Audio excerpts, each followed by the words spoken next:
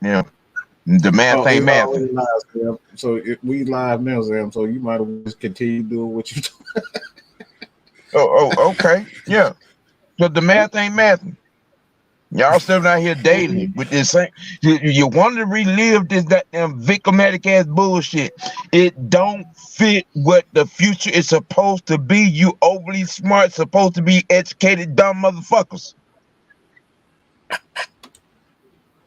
What part of Lamar Jackson no season finishing ass in the last 3 years that y'all not get? 210 million guaranteed will not be spent out of our motherfucking bank account. Hell to the motherfucking no. And the asking price for a trade for that son of a bitch?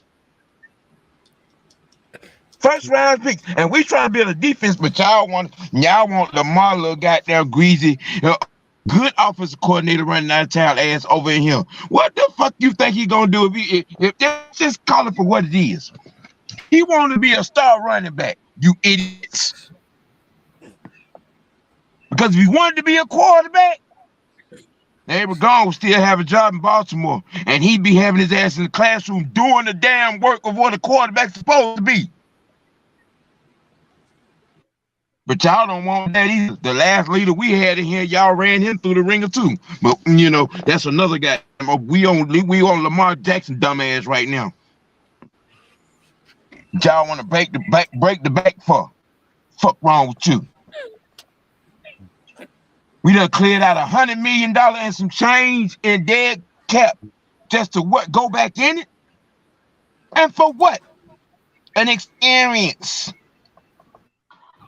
You want to be entertained? Entertain your ass in the goddamn seat and watch us make first downs. Entertain your ass in the goddamn seat and watch the goddamn defense get off the motherfucking field. You know, the defense we supposed to be building with this cap space that y'all want to hand Lamar Jackson ass.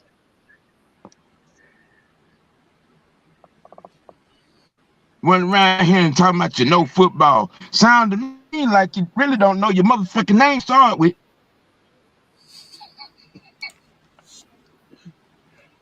I told y'all bitch asses 2 years ago. And y'all still ain't got it yet.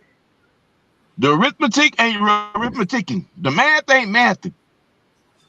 And I promise you 2 + 2 ain't 5.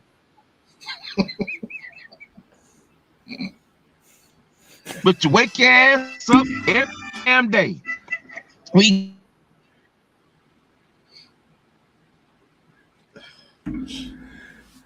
So, man. Well, in case anybody don't know, in case anybody don't know what Sam was referring to, this is what he's referring to. This is not a legitimate geniuses that play with the salary cap off. That play with no trade restrictions. Please tell me what Lamar Jackson bitch has done since that fake ass MVP. How has he evolved as a quarterback? Oh, I'm my bad. He a running back masquerading as a quarterback. How has he evolved?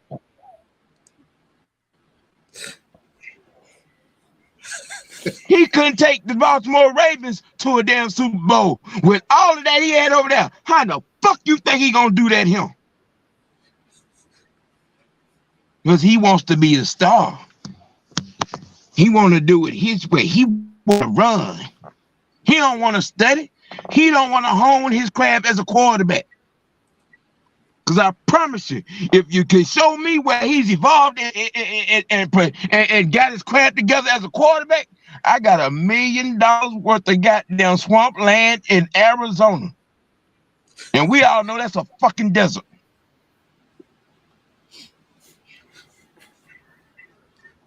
Up in here talking about some Lamar Jackson. I'm sorry. We have a quarterback. We don't need no more running backs.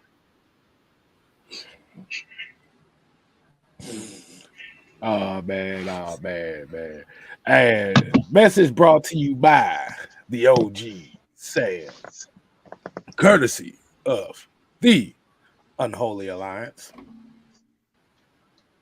And if you knew, we beat your ass with the stats, we bend you over with the facts, and we long broomstick your ass with the truth.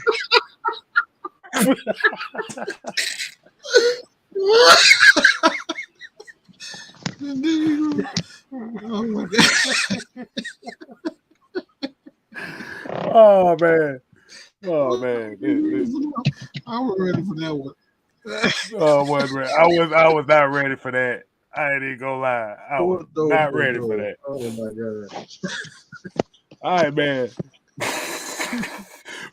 Hey, like I said, this is the Unholy Alliance. This is the unleashed version of what you see. I am 6-man Kstylzz. We ain't got no music today. This is Mad Mike Sports. To my stage left. Mm-hmm. And as y'all already know, that's the OG Big Sam in the building with the epic rant to kick our show off today. The no Vaseline version, goddammit. Y'all gonna learn today.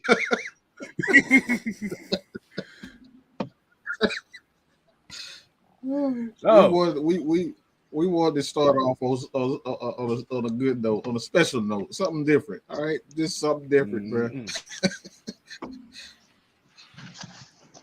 All right, Mike, man. How we gonna kick this off? I mean, Sam already the damn dude. He done set the tone. Man, how do we follow that? Goddamn Sam. So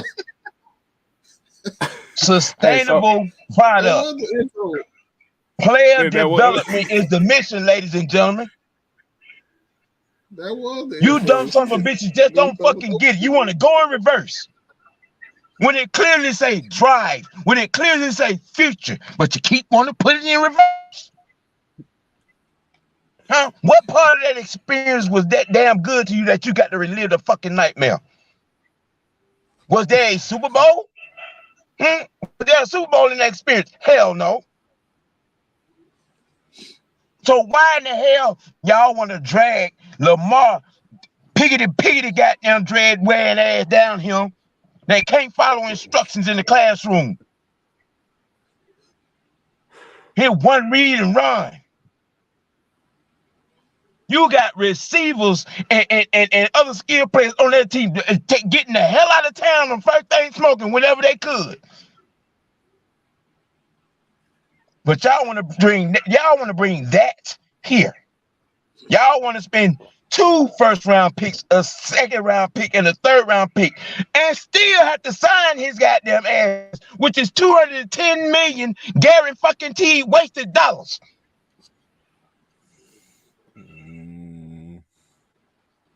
Oh, never mind. Never mind all the work we done to put some later groundwork for some defense. Never mind all that.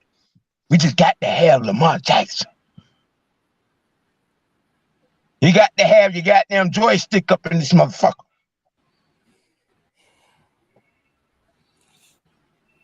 Excuse me, we have a quarterback. His name is Desmond Ritter.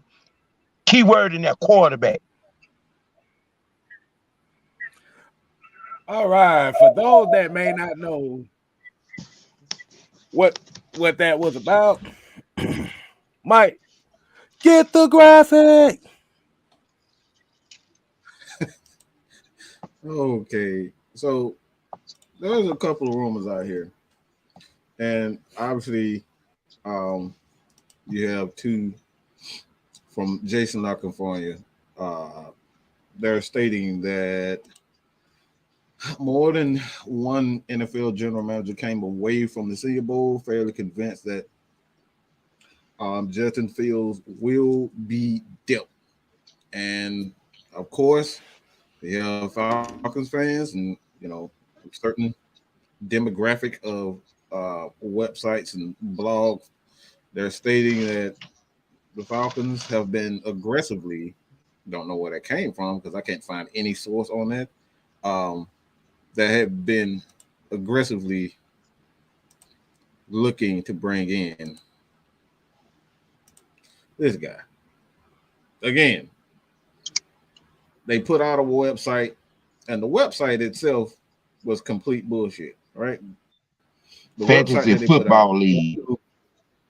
It went to a website where it sent you straight to a damn subscribe to my email list. So it ain't even like the article was bull crap from the very beginning because I'm not that type of stuff. But ML football, these are the sources we talking about. They need to be punished and severely punished for just putting out blatant lies. I searched on Jason Acquafonia's Twitter handle and I saw nothing of the sort. So they're using these guys' names as confirmation when there's literally nothing of the sorts on there. Let's just call it for what it is. The NFL and some of the screw butt ass owners that don't like Arthur Blank are trying to peer pressure us into another goddamn Mike Vick Vism type of piece of bullshit. They want to make money. They want to sell merchandise.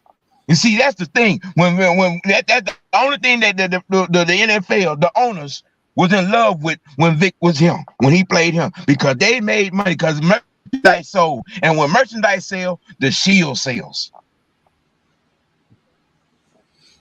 But see, here's the problem with that. They trying to sell you a 2023 Ferrari when it's actually a broke down box Chevy. Not Craiglisting them folks. Not the Craigslist. Yeah. Come on, man. This dude ain't finished the season in 3 years. Since the MVP, since their 1,000-yard running. That's all they are concerned with. Newsflash, ladies and gentlemen, a running back is not a quarterback. No, and it would help us all if Lamar Jackson be true to himself and switch positions to his true position. This is running back. Oh, because that's all he doing. Yeah, folks out here capping. He a top 5 quarterback. No, he ain't. This right here, Sam. This is something that Sports Center put out. I thought this fucking hilarious. I thought this shit is hilarious. So Falcons are the ideal landing spot for Lamar Jackson. Says fantasy manager. Yeah. The armchair GM. The armchair GM that play fantasy football. You saw a lot of that last year. You saw a lot of that last year and the year before with Pitts. A lot of folks had him on their fantasy team. And when he wasn't getting all the passes and things of that nature, every weekend, they on Twitter. And Pitts need to leave and go somewhere where they gonna throw in the ball. Bro, let me explain something to you. Okay? This game of football is nasty. It's mean. It's physical. All right? You do remember the original point of a tight end was to be an extra lineman. You do remember that, right? Before Mark Bavaro happened. Okay? See, you pretty motherfuckers. You lipstick goddamn shade wearing hair motherfuckers don't get it. So y'all want to put goddamn a lipstick and hot shot on the pig, and it don't work like that. You get muddy, you get shitty, you get pissy. Yeah, that's some teeth missing. That's football. See, this ain't this dressed up shit y'all goddamn put on Madden. Be on Madden playing on rookie level with the trade restrictions off with no salary cap. No, dog. That ain't how this work. And that's how some of you really sound. This ain't that. And we ain't bringing no broke down box Chevy up in here for that mess. Because number one, Arthur Smith gonna put your ass on blast. First and foremost. You come here and not want to do work in the classroom up in this gap and run his scheme the way it's supposed to be ran. That's a quick way to get your ass a pink slip. And again, I asked the question, in the last 3 seasons, please show me where he has evolved as a quarterback. I'll wait.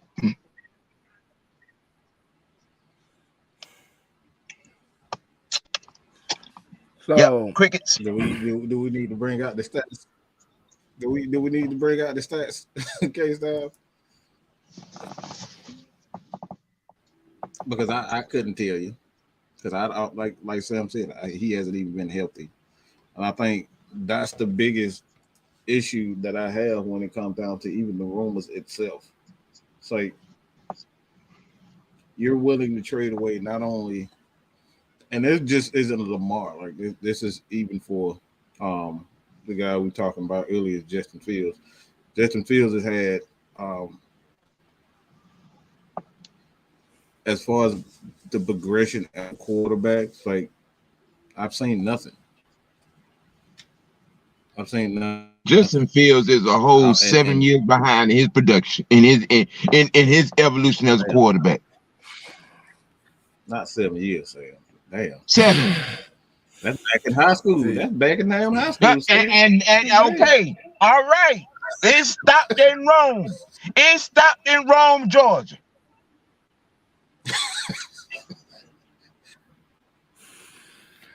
Man, so my question is, it's almost like it's like a big urgency for this to happen. I bet you already answered it. Mm-hmm. Merchandising. Yeah, it's an urgency to happen. That's the urgency. Everybody was wearing cornrows. All right. Everybody was wearing the big black buffed out, you know what I'm saying, overcoat that he wore in T.I. video, that he wore in Mystical video, the blue jean jacket. Yeah. Merchandising. You bring a well done quarterback, a well burnt black dark skinned quarterback with cornrows. God damn it, Mike. Mini not Mike, but God damn it, Sam. What the hell? That can run a little fast. Yeah. You get the girls, because that's why they up in the bins, got them looking at his ass. Well, Lamar Jackson, he cute. Cute ain't football.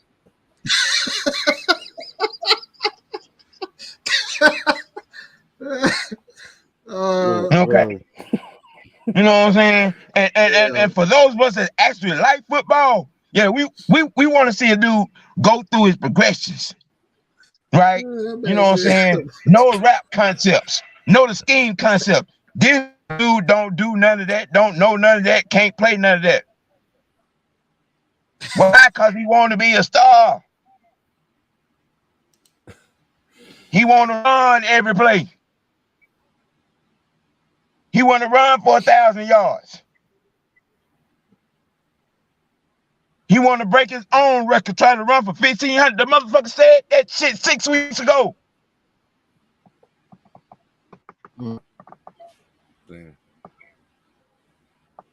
But see, they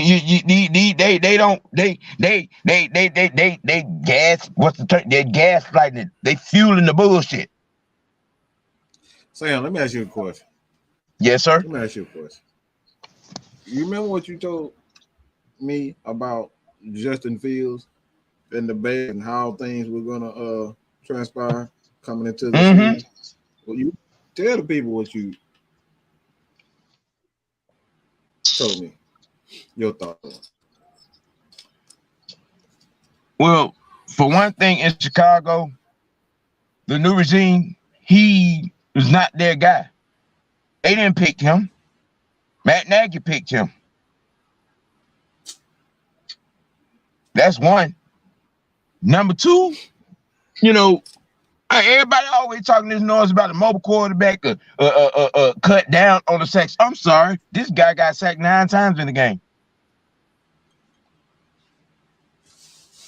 That's true. Number 3, that boy couldn't throw Stone Mountain in the ocean to save his life. When last time you seen Justin Fields under center? Well, we catching that all the way back in Rome. Where you get that toss sweep? He caught the toss. He wasn't under center. I was just playing. I know. I just want That's to highlight that play. I want to highlight that. I'm sorry. But he was like running back, which is hilarious to me. Go ahead. So I'm looking at this comment right here.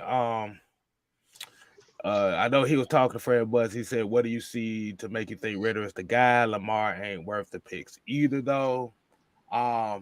Like I said, this is kind of another talking point that we hear a lot as well. Is what have you seen? The problem is you ain't seen enough to really say if he's worth the guy or not. Well, if you're a football fan, in which most of us in this particular eclectic group are, and we saw him play 4 years in college where he only lost 4 games in 4 years. Okay. And one of those games was to us. And to be quite honestly about the situation, the boy played some football. Okay. He got the intangibles. He has the poise. You have what 40 close to 50 games in college, plus the preseason, plus these 4 games of regular season. And all in all of that film, it is one common denominator in each of that. There's no panic in this kid. On top of him actually, playing the position, actually being a quarterback. And I'm gonna keep reiterating that because a lot of y'all don't get it. We don't need another running back in him. And if the mere fact that Arthur Smith sat down and talked to this kid for 3 whole hours before we called his name at that 3rd round pick, don't tell you that he's our guy, then go back and pull up that interview piece with Arthur Blank a couple of days ago and listen to what he said. And when you're listening to what he said, just remember, they didn't ask him about Desmond Ritter. He volunteered that particular little bit on Desmond Ritter.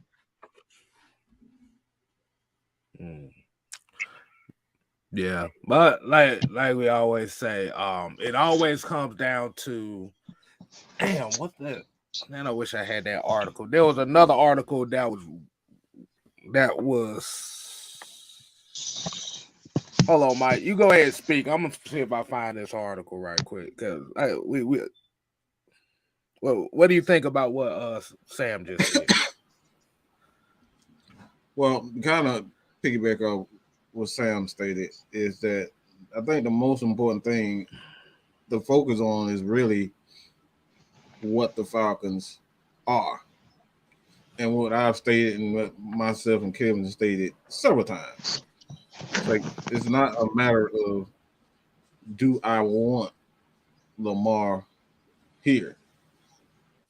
Now, as for Fields, fuck no. I'd rather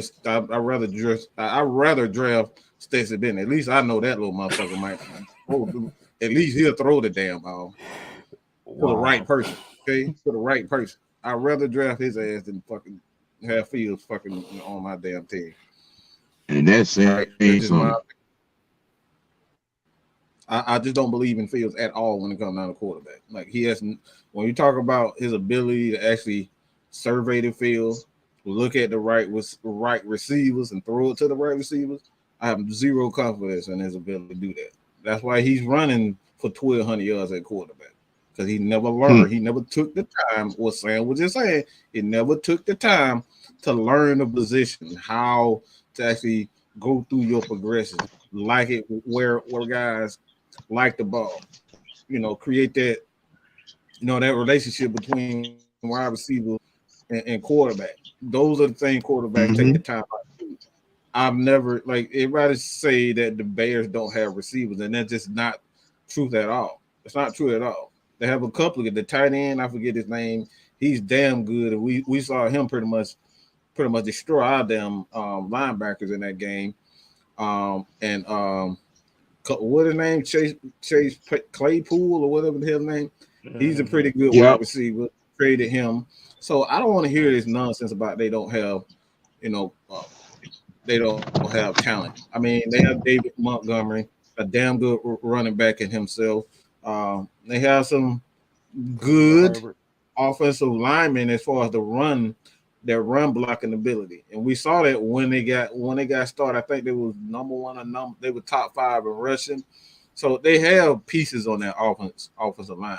The thing is they don't have pieces to pass protect, and those are the offensive linemen that kind of take that you take in the first 5 picks. If you're gonna get a lineman that can pass block, I say 5 to 10 somewhere in there. You got to draft offensive linemen to do that. Those types of offensive linemen are special. So it's like when it comes down to Justin Fields, I say fuck no. But Lamar Jackson, the only reason why I'm really saying that is what Lamar is 2 things: the money, but the money is based on what we have. I don't think the Falcons are in the position where you can trade for him and we'll be immediate Super Bowl contenders. I'm not trading for a quarterback if he doesn't make me an immediate Super Bowl contender. Trading for Lamar Jackson will not make us an immediate Super Bowl contender. I don't give a damn what you throw Superman on a damn team. That defense will still be what it is. Mediocre at best. Even with a Grady Jarrett at him, even with AJ Terrell. This thing, Lamar traded for him does not make this a Super Bowl contender. So based on those things, I'm not giving up assets to trade for a guy that doesn't make us immediate Super Bowl contenders. I don't give a fuck about no playoffs. I want to make look. We talk about Super Bowl. Everybody talk about selling for me. If a quarterback does not make me an immediate Super Bowl contender, he can kick fucking rocks. Hey, we got a couple super chats here. We got to hit up right quick, though, man. Shout out to Fred Bus. He said Ritter's going to be a superstar. Watch and see. Definitely appreciate that. And we got Desmond Campbell here with the $4.99 super chat. Said people act like Ritter can't run. He may not be Lamar. Nice, but Ritter can tote that bean. I like to see what he can do. And on this article, too, I just pulled it up. This is Sports Illustrated, written by Daniel Flick.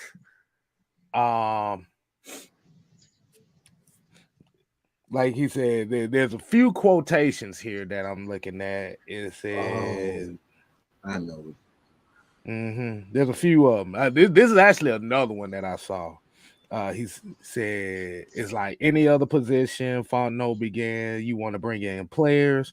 You want to develop the people in your building. You want to add competition.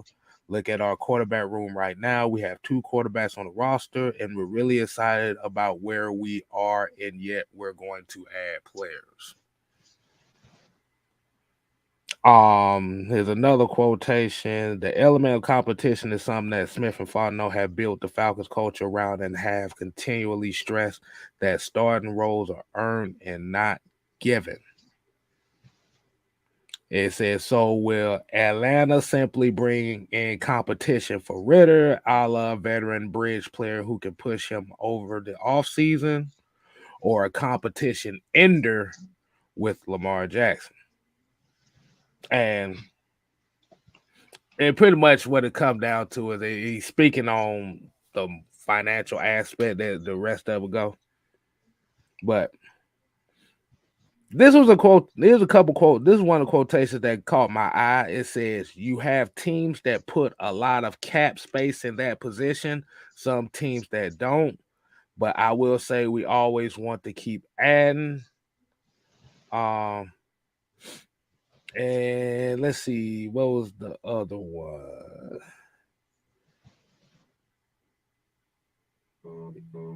It said, then they asked the report, it said, how would you rate the value of having a quarterback still on his rookie deal? He said, it's super valuable.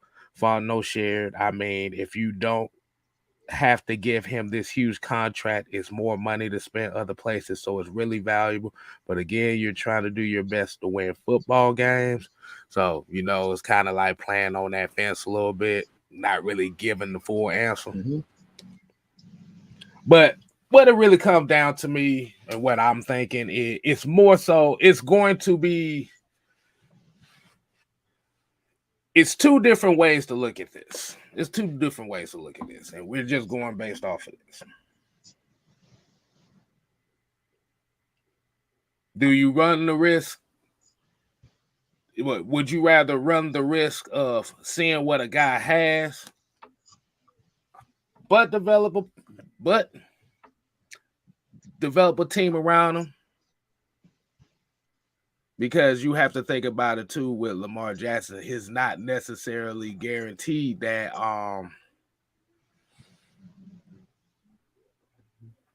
like you said, they said they got until March 7th to put the franchise tag. That's like the franchise tag deadline for a lot of these players. So that necessarily doesn't mean he has to sign it. But it could be one of those cases, and we've seen this before in free agency. Not just him, but we've seen this with multiple players when it comes to that franchise tag. Motherfuckers don't want to play under that franchise tag now.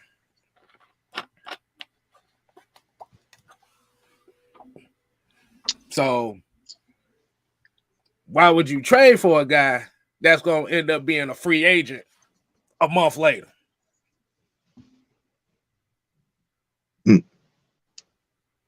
That's that Madden bullshit.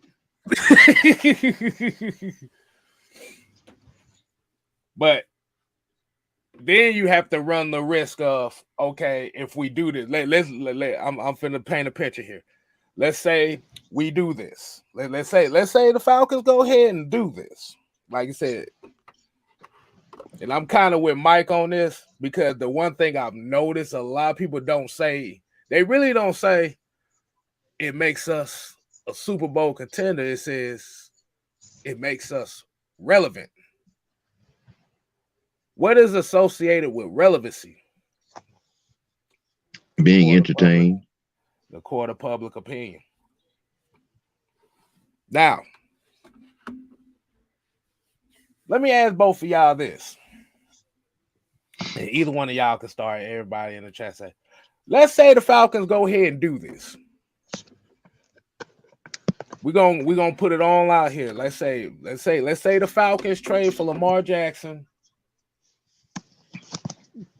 I say by, let me see, today is the 15th. I say by the 20th, 21st. Let's say Lamar Jackson gets traded here. And the compensation for the trade is your first round pick, your second round pick, your third round pick for this year, Desmond Ritter, and maybe a sixth round pick. Well, I can help you right there. All construction of a championship winning defense will cease, and Grady Jarrett will be at the door. The leader of this team will be at the door. Your locker room will be in peril. Right. Oh, but the fans would be happy. Right. All right. Yeah. So now that draft capital is gone, and like you said, it's impossible that you have that $210 million guarantee. We just saying guarantees. We don't know what the contract. See, the problem is you know why? You know what I just thought about? I just thought about this. I don't know if anybody noticed that under the radar in the NFL, they talking about Justin Herbert might end up getting a $300 million contract here soon. Yeah. Boy, well, that man, if you get that man, I think you related to the damn Jim.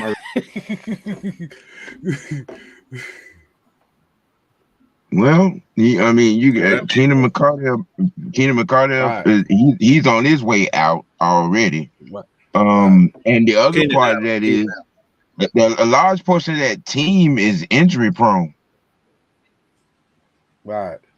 So if And then you also have to think about Joe Burrow's contract coming up here soon, too. So I think the reason why they're trying to rush him here to Atlanta is because they're trying to beat the clock on those two quarterbacks.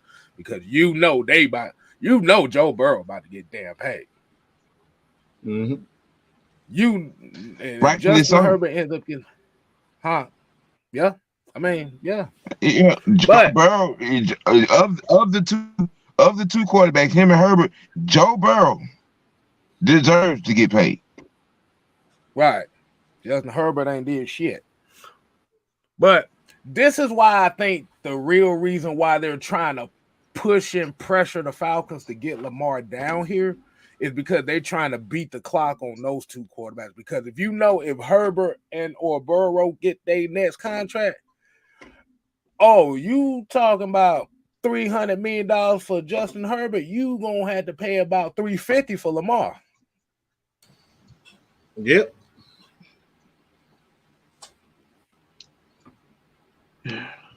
Bro. And the waiting game for the quarterback is most. That's right. The quarterbacks love the waiting game. They love to sit back and wait.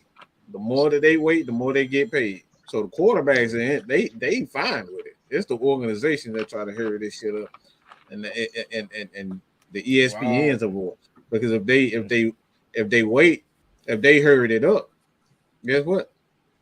They don't have to pay market value or over market value. Mm-hmm. So, and like I say, just sitting here, just listening, just listening and reading to a lot of these articles. That's kind of where I came to the conclusion with that, as well as saying,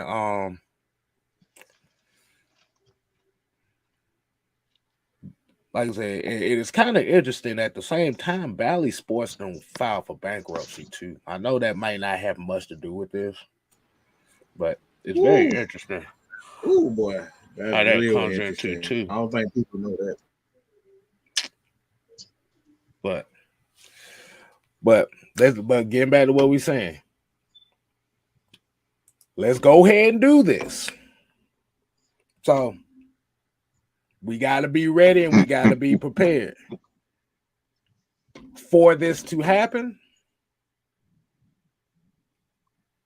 Like I said, you got to be, like I said, as fans, you have to be fully committed to it through the thick and thin.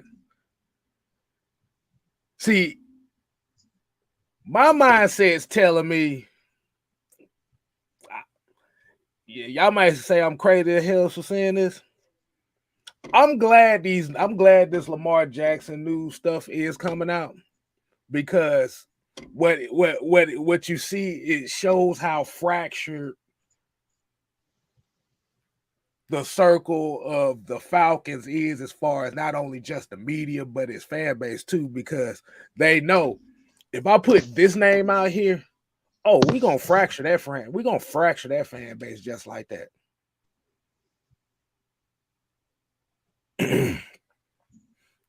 And we got another $5. Let's hit this super chat right quick from Kondo. He said, I think, appreciate the $5 super chat. He said, I think trade for Lamar will raise expectations, and the Falcons are not a quarterback away. Stick to the plan and build a team that can sustain for years. That's the point right there. This is not a team that's a quarterback away. Right there. It's not a quarterback away. Because what's going to happen is if you bring him in and you know you're not a quarterback away, now it's everybody else's fault. But from history is shown here in this league, especially with this franchise, it's been going on the same way. Biggest difference is now you got somebody that everybody can gravitate towards too. Well, a lot of folks will gravitate towards too. So it makes them feel good. It gives them that tingling sensation inside to look at this and say, go ahead. Can I ask a question? Go ahead. Like, if Lamar Jackson is this dude that everybody's propping him up to me, up to be. Please tell me why he's in a position now where there may be a franchise there. Why hasn't Baltimore already given him his bag? What's the reason? What's the reason? Is it because Baltimore knows what we know? I mean, that's the real question right there. Why are we at this point? Why is his name in trade rumors if he is that good of a quote unquote quarterback as y'all say he is?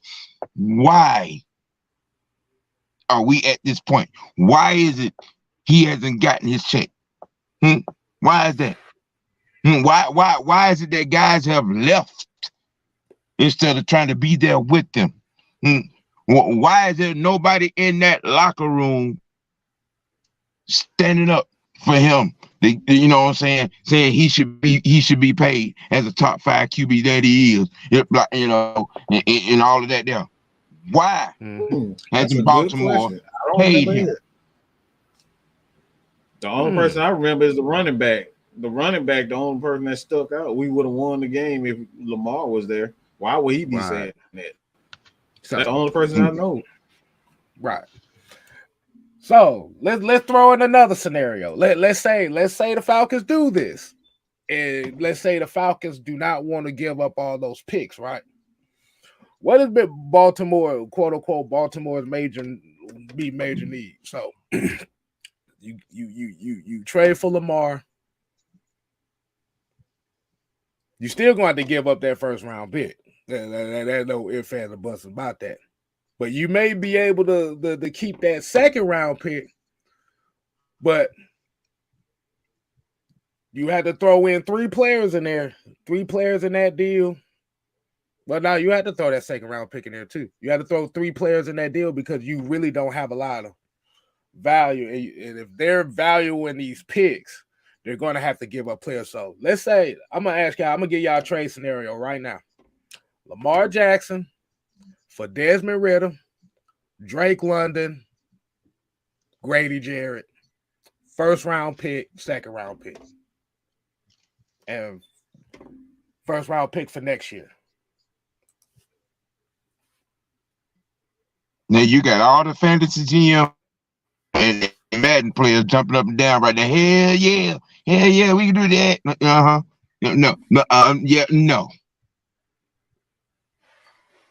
No.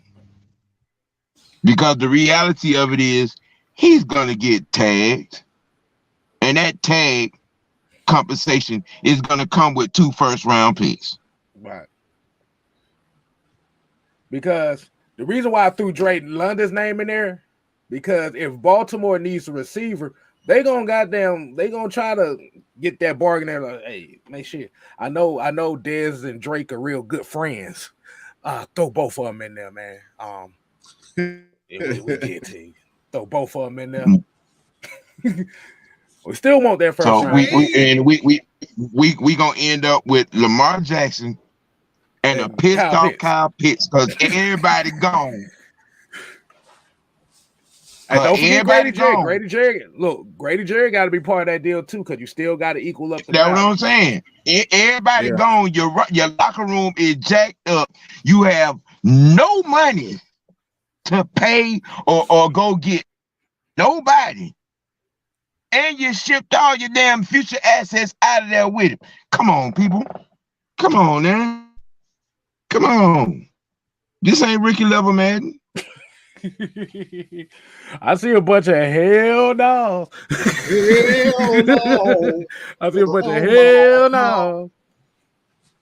See, that's the thing. See, but this is what they're capping for, though.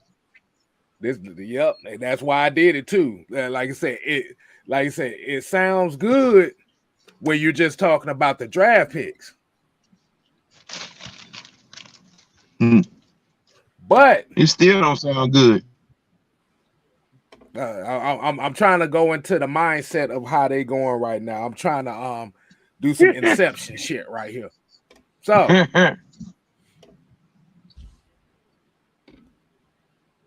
because if they know that the Falcons are trying to aggressively get Lamar Jackson, Oh, they gonna ask for it all. They not finna give y'all a discount around here. See, I think the problem, when your mindset is thinking, okay, we can get Lamar Jackson for a first round pick and a 5th round pick, and that's all we got to give up. Nah, bro. If you show desperation on what you want, motherfuckers gonna try to bargain your ass and get everything they need. We got 9 picks this year, and they gonna be trying to get 4 of them, and 3 of them next year, and 3 of them the year after that. Y'all better stop playing, man. Stop playing. This is the wrong comment. Whoa, that's the wrong comment, Josh. I love you, bro, but that's the wrong comment to make right there. I'd rather give me a top 5 offense over a top 5 defense any day of the week. We've been having top 5 offenses for the last 10 years, and they got us older. Kstylzz, didn't the number 1 offense just lose in the Super Bowl? Oh, damn sure did. Yeah, you think?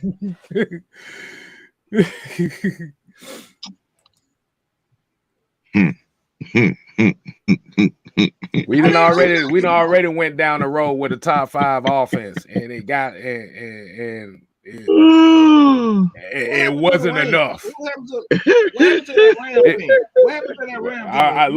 Look, I'm sorry, Josh. Hey, man, extend his ass a damn invitation. There, we need to talk to him personally. He I don't think he want to talk. Nah, he ain't gonna do it.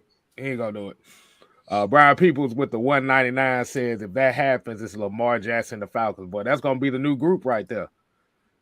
Lamar Jackson, and I'm the Falcons.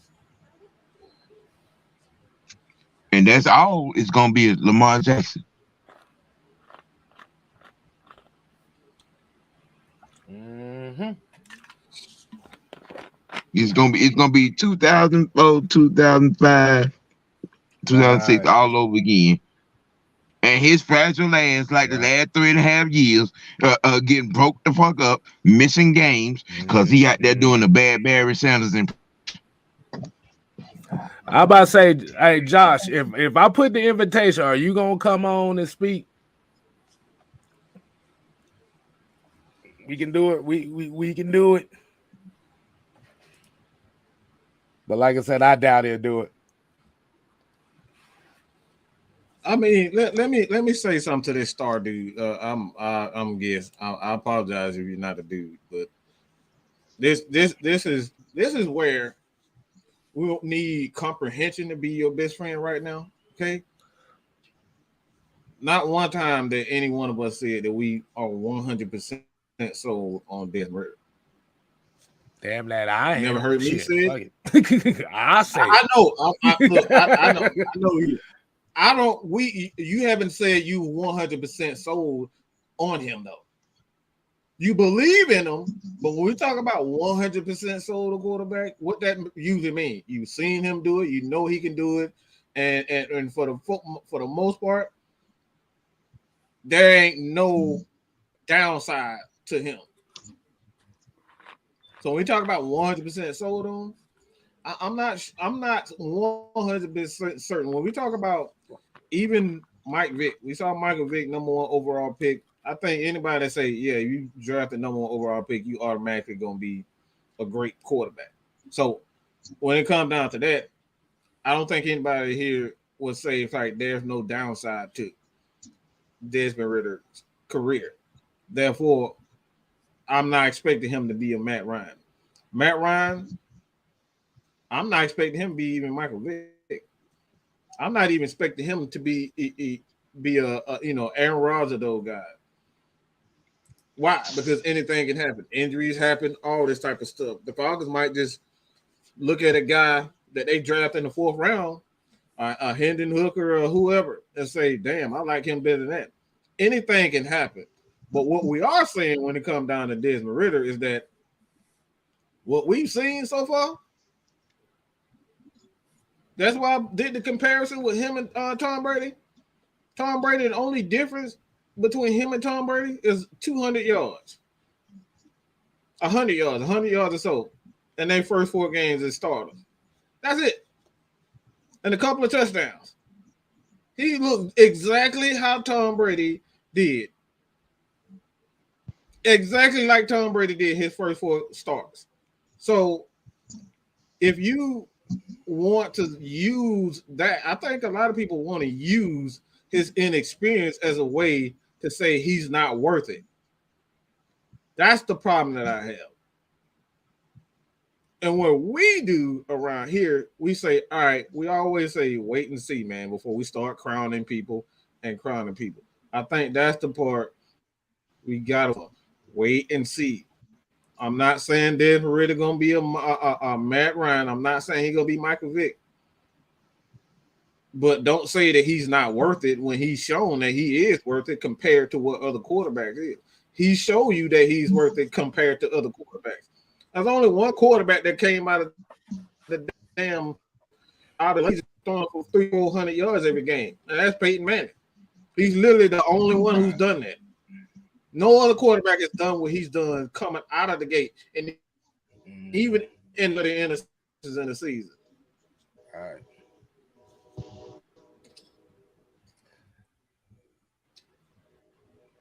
All right, so I'm gonna take a gamble here. I'm gonna take a gamble.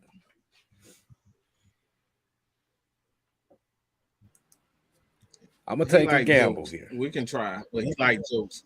You can try. There's a couple names in here that we might need to have a conversation with here. We got Chad in the link. We ain't gonna be on here that much longer, so we ain't about to have no 3-hour show. Starlin Tulele, come on, bring your ass on here. Bring your little type ass on. I need CJ in here too, Mr. Carl Johnson. Yeah, put Carl Johnson in this thing too. Come on, Carl. Star to Tulele. Need you on here. Star to Tulele. Are you gonna call that man Star? That's his name. I mean, that is his name. Goddamn. But I don't know. All right. Yeah, what's up? Well, Danny, what's going on, man? What's going on, y'all? Not much. What you doing? What you got for the topic for us? So yeah. I think it's like I've been following you guys for years, but I think it's like what Mike used to say. They just want the brand new toy. You know, they want the guy who's gonna come over here. Well, I play with him in Madden. You know, I want the guy who's gonna come in here and run. You know, put butts in the stadium seat. But they're not looking to what it's gonna do for the long term future. Because you trade for Lamar, like you said, it's not a cheap deal. You got to give up a first round pick this year, a first round pick next year, a second round pick this year and next year, and in addition to that, you might also have to you might also have to release some people because you got to make room for some money. And in that case, you're looking at a guy who, with no team around him, he's going to be running for his life. Have few receivers to do to him, and even then, who knows if Kyle Pitts is going to be 100%. You're going to be looking at 5 and 12 seasons back to back, and then eventually Lamar's going to go on out, and then people are going to be like, "Oh no, Lamar wasn't the guy. We want another black quarterback who can run." So yeah, that's just my 2 cents on that. See, here's the thing, and I'm gonna say this, and we've said this for the last couple of days. If this was a situation where the Falcons had literally had the foundation where you was only one quarterback away, we'd be speaking a different tune. Oh yeah. Would y'all agree with me on that? 100%. Like you see the 49ers, for example, right? Mm-hmm. Like let's say, obviously, Mark Hardy is going to be their guy moving forward, but like let's say he wasn't. If the 49ers traded for Lamar Jackson, for example, I'd be like, that's a very good trade because, they have the right pieces on the offensive side. They got the right pieces on the defensive side. So you could say trading for Lamar, they're a quarterback away from the Super Bowl. This is hypothetically, obviously they're not because they got Brock Purdy. But like if we were like in the same situations as, let's say, as the 49ers, we have we're constantly making it to the playoffs. We have a good defense, we have a good offense. And I'm like, heck yeah, I'll trade for Lamar, but that's just not us. We're not in that situation right now. Right. Yeah. see. Hold on, we got somebody else in here. Brandon, what's going on, man? What's good, Kstylzz? What's the deal? What's happening, man? What's going on with you? What you got for us? Shit, just chilling, man. Oh yeah, y'all know how I feel about Ritter. I've been telling y'all about Ritter since the Bengals game. You gotta have a quarterback that can run the offense, manage the offense. The thing about it is, let's look at it like this, y'all. Ritter cost us $4 million for the entirety of his contract. Tell him again. $4 million. Tell him again. Yeah. All right, so look at it now. So you got the number 8 pick. You could truly go best player available, or you could trade down, build your team up, get picks, whatever. And you could go out and spend money on Daron Paynes and Chase Youngs and trade for this guy, trade for that guy. You can build a more effective team that can play defense, run the ball. Just imagine this offense with Ritter, London, Pitts, Bijan Robinson. Imagine an offense like that. You had me until the Bijan Robinson part. But I know I hear what you're saying on that. I hear what you're saying on that. Hold on, Kstylzz. Hold on, let go there, Kstylzz. Let go there. Bijan is like Marshall Faulk was. Why you wouldn't want that? I'm sorry. We did just have Tyler Algier. You know what I'm saying? I work for just do the damn thing. He's a good player, but Bijan's a great player. He's a great player, but First of all, he ain't making it past Arizona. I'm calling that now. Yeah.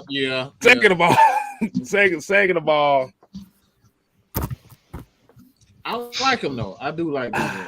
I just don't think it's a pick for us. I don't think it's a necessary pick. Like I said, I'm kind of 50-50 on that. Like you said, if that's one of those cases where if you ain't got a Tyler Algier running the way he do, because you already know if you bring in a Bijan Robinson, you got to throw his ass to the side because Bijan Robinson is one of those guys that you're going to have to give about 25, 30 kids. Why is it we always trying to go get the toy that we already have? Why? Think about it. But thing about it is, hold on. Let me tell you. Let me finish. Let me give you my reasoning. You don't have to give him 20, 25 carries a game. You can give him between 15 to 20 touches a game. See, the difference is he could touch the ball in the passing game and the running game. Now, a lot of y'all saying, well, we got Algier. Yes, we do have Algier. But let's look at this reasonably. Algier is a physical running back. He gonna wear down in the season. And it's not hard to really prepare for a physical running back. You need a change of pace back that puts the defense on his heels. He don't sneak that in there. Hold on. He ain't gonna sneak that shit in there.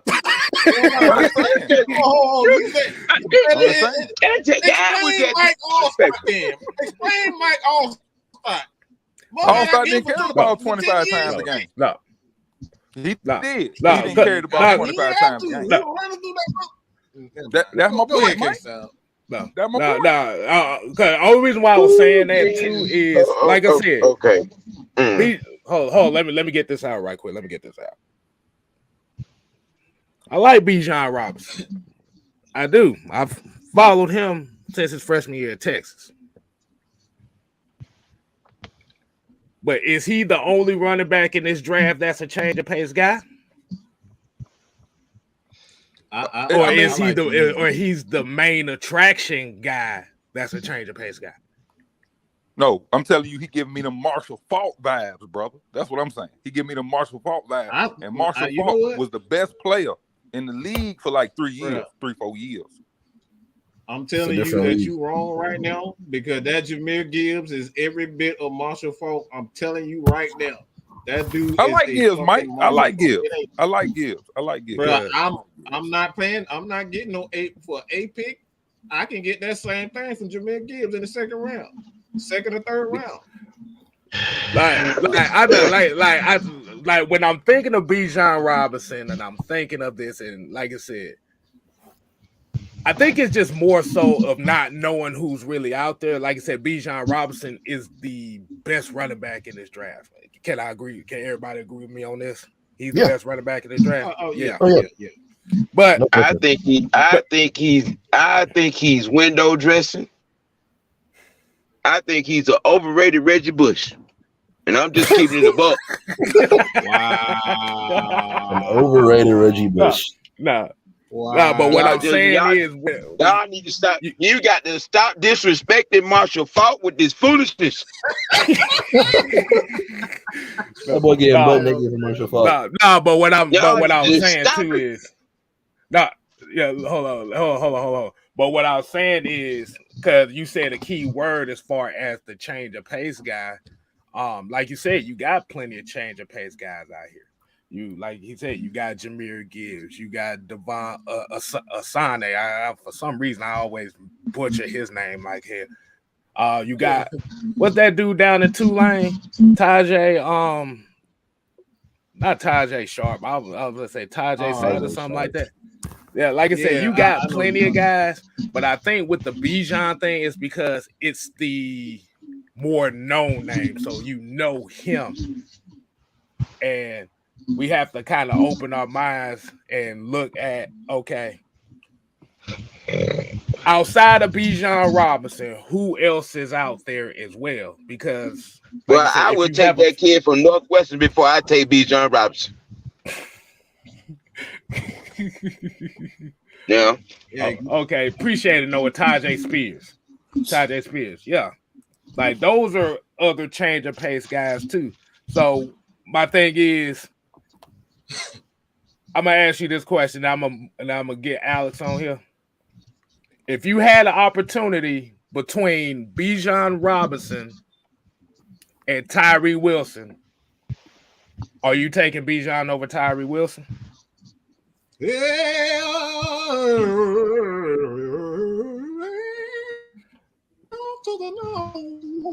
Let's just say something miraculous, crazy thing happened. You talking about the edge defender guy? The guy from Texas A&M, right? Man, I'm taking Bijan Robinson. Texas Tech. I'm sorry, Texas Tech. Bijan. Are you taking Bijan? Are you taking Bijan Robinson over Miles Murphy? Yes, sir. For some miraculous thing that could possibly happen, but highly doubt it, you taking him over Jalen Carter? No, absolutely not. To be honest, I'm not taking him over Carter or Anderson. Running back. And look, I want to put this to y'all though. What y'all think about trading up and going to get Will Anderson? Hell no. No. Trade up and go get that boy Will Anderson. Put him on his defense. Hell no. Still trying to lose assets, bro. Bro, let me keep lose assets. This is gonna take more than the 8th pick. It's gonna take that 2nd round pick and next year's 2nd round pick and goddamn next year's 1st round pick to move up that damn high. Come on, no, it ain't gonna take that much. It ain't gonna take that much, bro, man. I'll just even like 2 2nd round picks. It ain't gonna take that much, bro. Hold on. Let me see this. Let me say this, y'all. The draft is conducted in levels. Okay. The first 3 picks have a level of compensation graded to them. Every tier, like the top 3, and the next 3, and then the next 3. Everything is in tiers. They have everything in tiers as far as the compensation is concerned. So you may say it won't take all that, but that's what the grading system for the NFL. You ever seen them sheets, and you look at they show you where these guys, and like this is where it's gonna take. They do it during the draft, and they give you like a whole grading sheet. Those are the compensation for. So you may not say it take all that, but that's what the NFL grading system is. So it's gonna cost you that, especially if you're trading up in the draft. It's gonna cost you.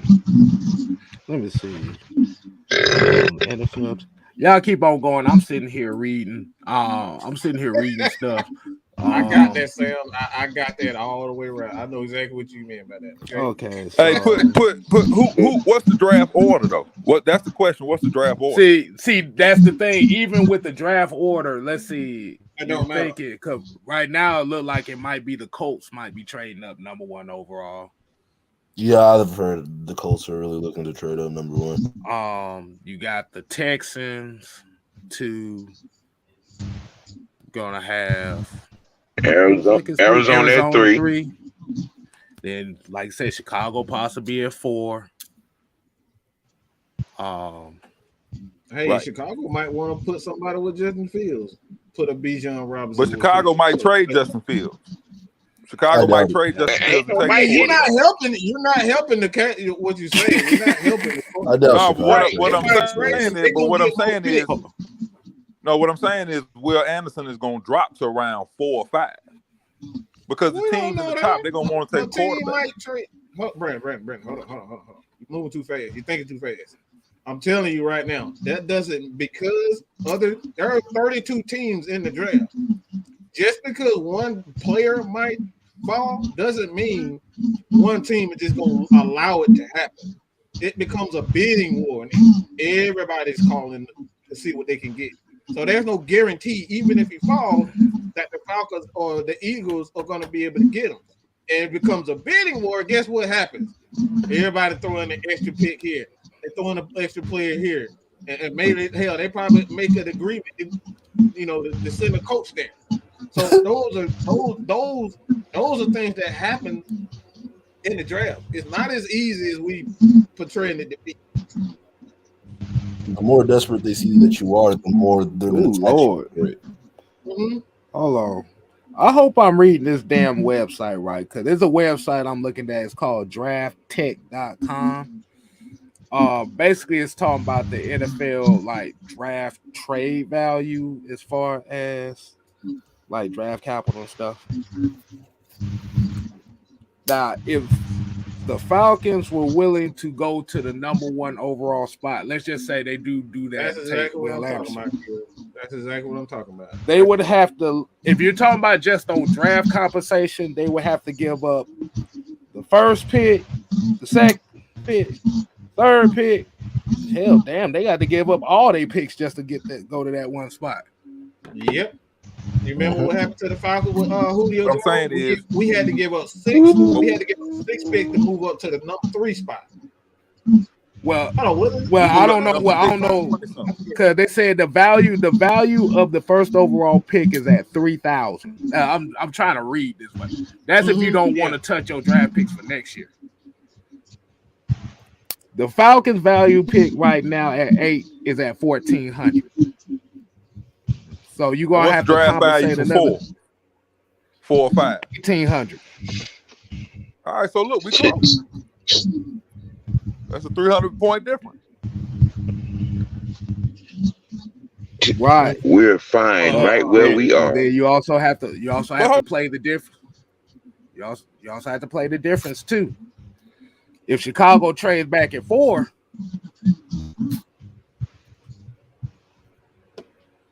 and you know their history of drafting defense, you're gonna have to outbid them for that. Yeah. I think he's just thinking teams are just gonna stay put. That's his thought process. The teams not just everybody's gonna going sit to there stay put. trade. Right. That's not happening.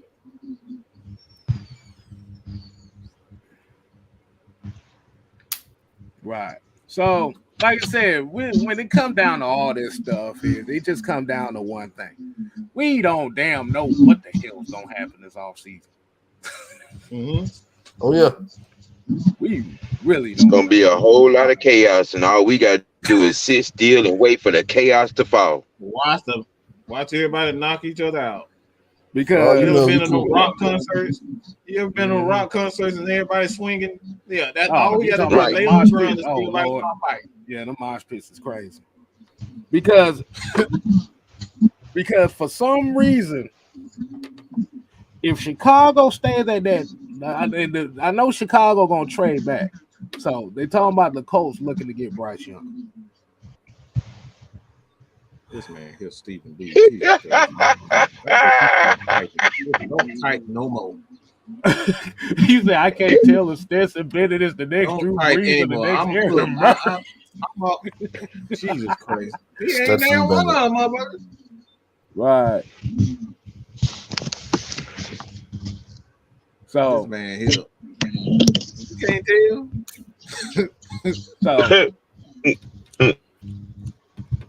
So we looking just based off of the top 8. Bruh. One of them quarterbacks is slipping past 10. Oh, yeah. And it's going to be the quarterback that nobody expects to. Because now it's coming out talking about Will Levis might be the second best quarterback in this damn draft. I said, I don't know what crack they smoking, but that's bullshit. Didn't that dude have knee injury or something? He had like a knee injury.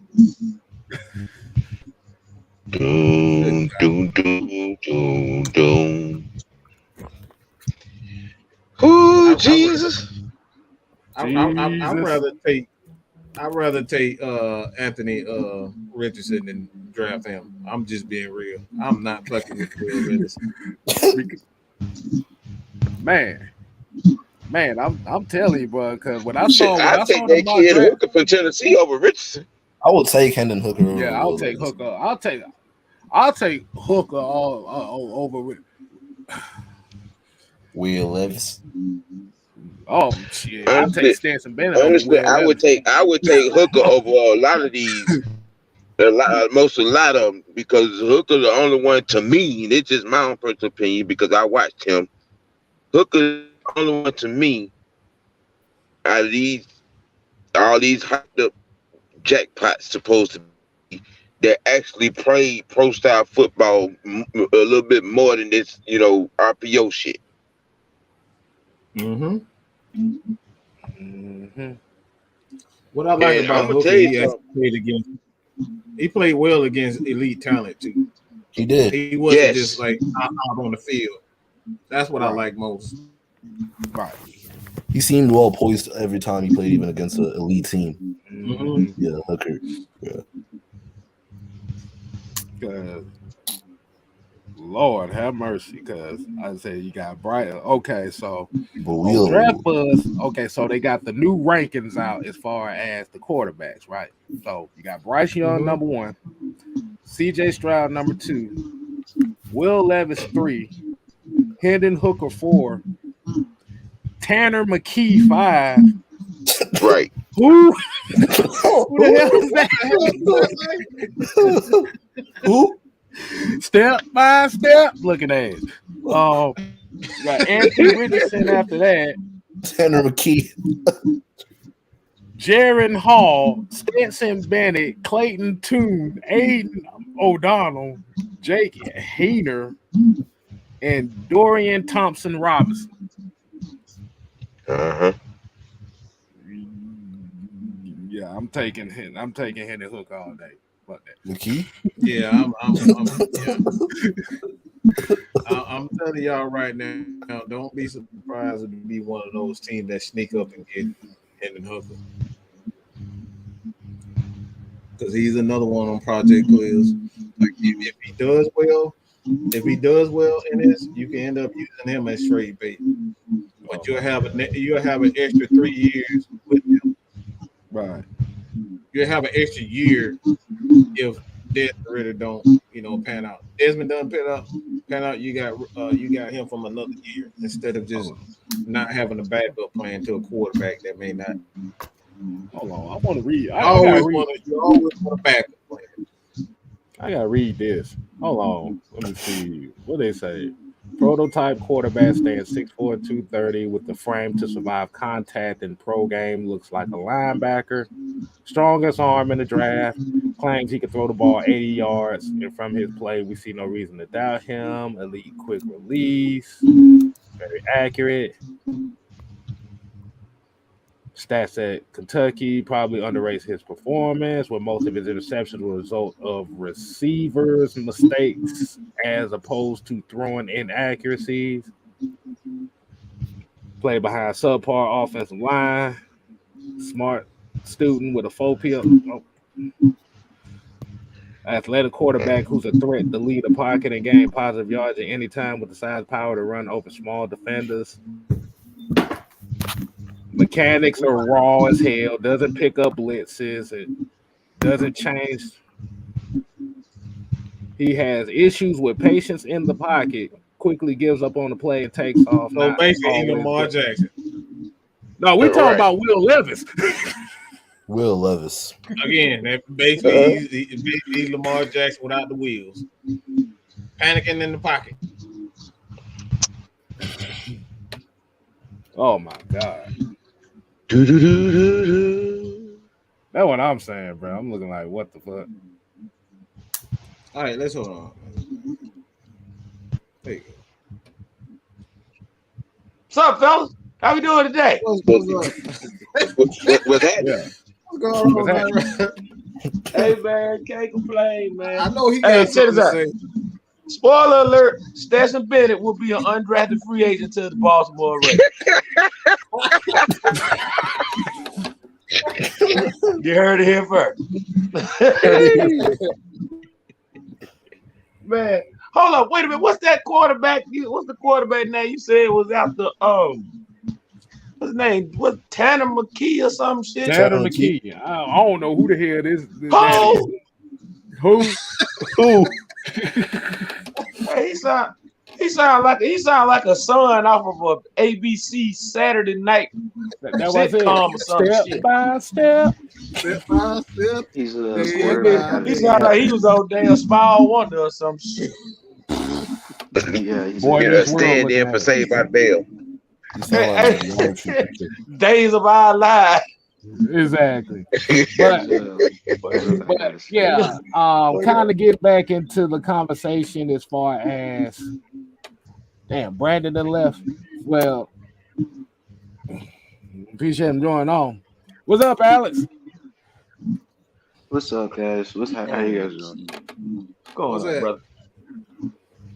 What's on your mind, man? What's on your mind?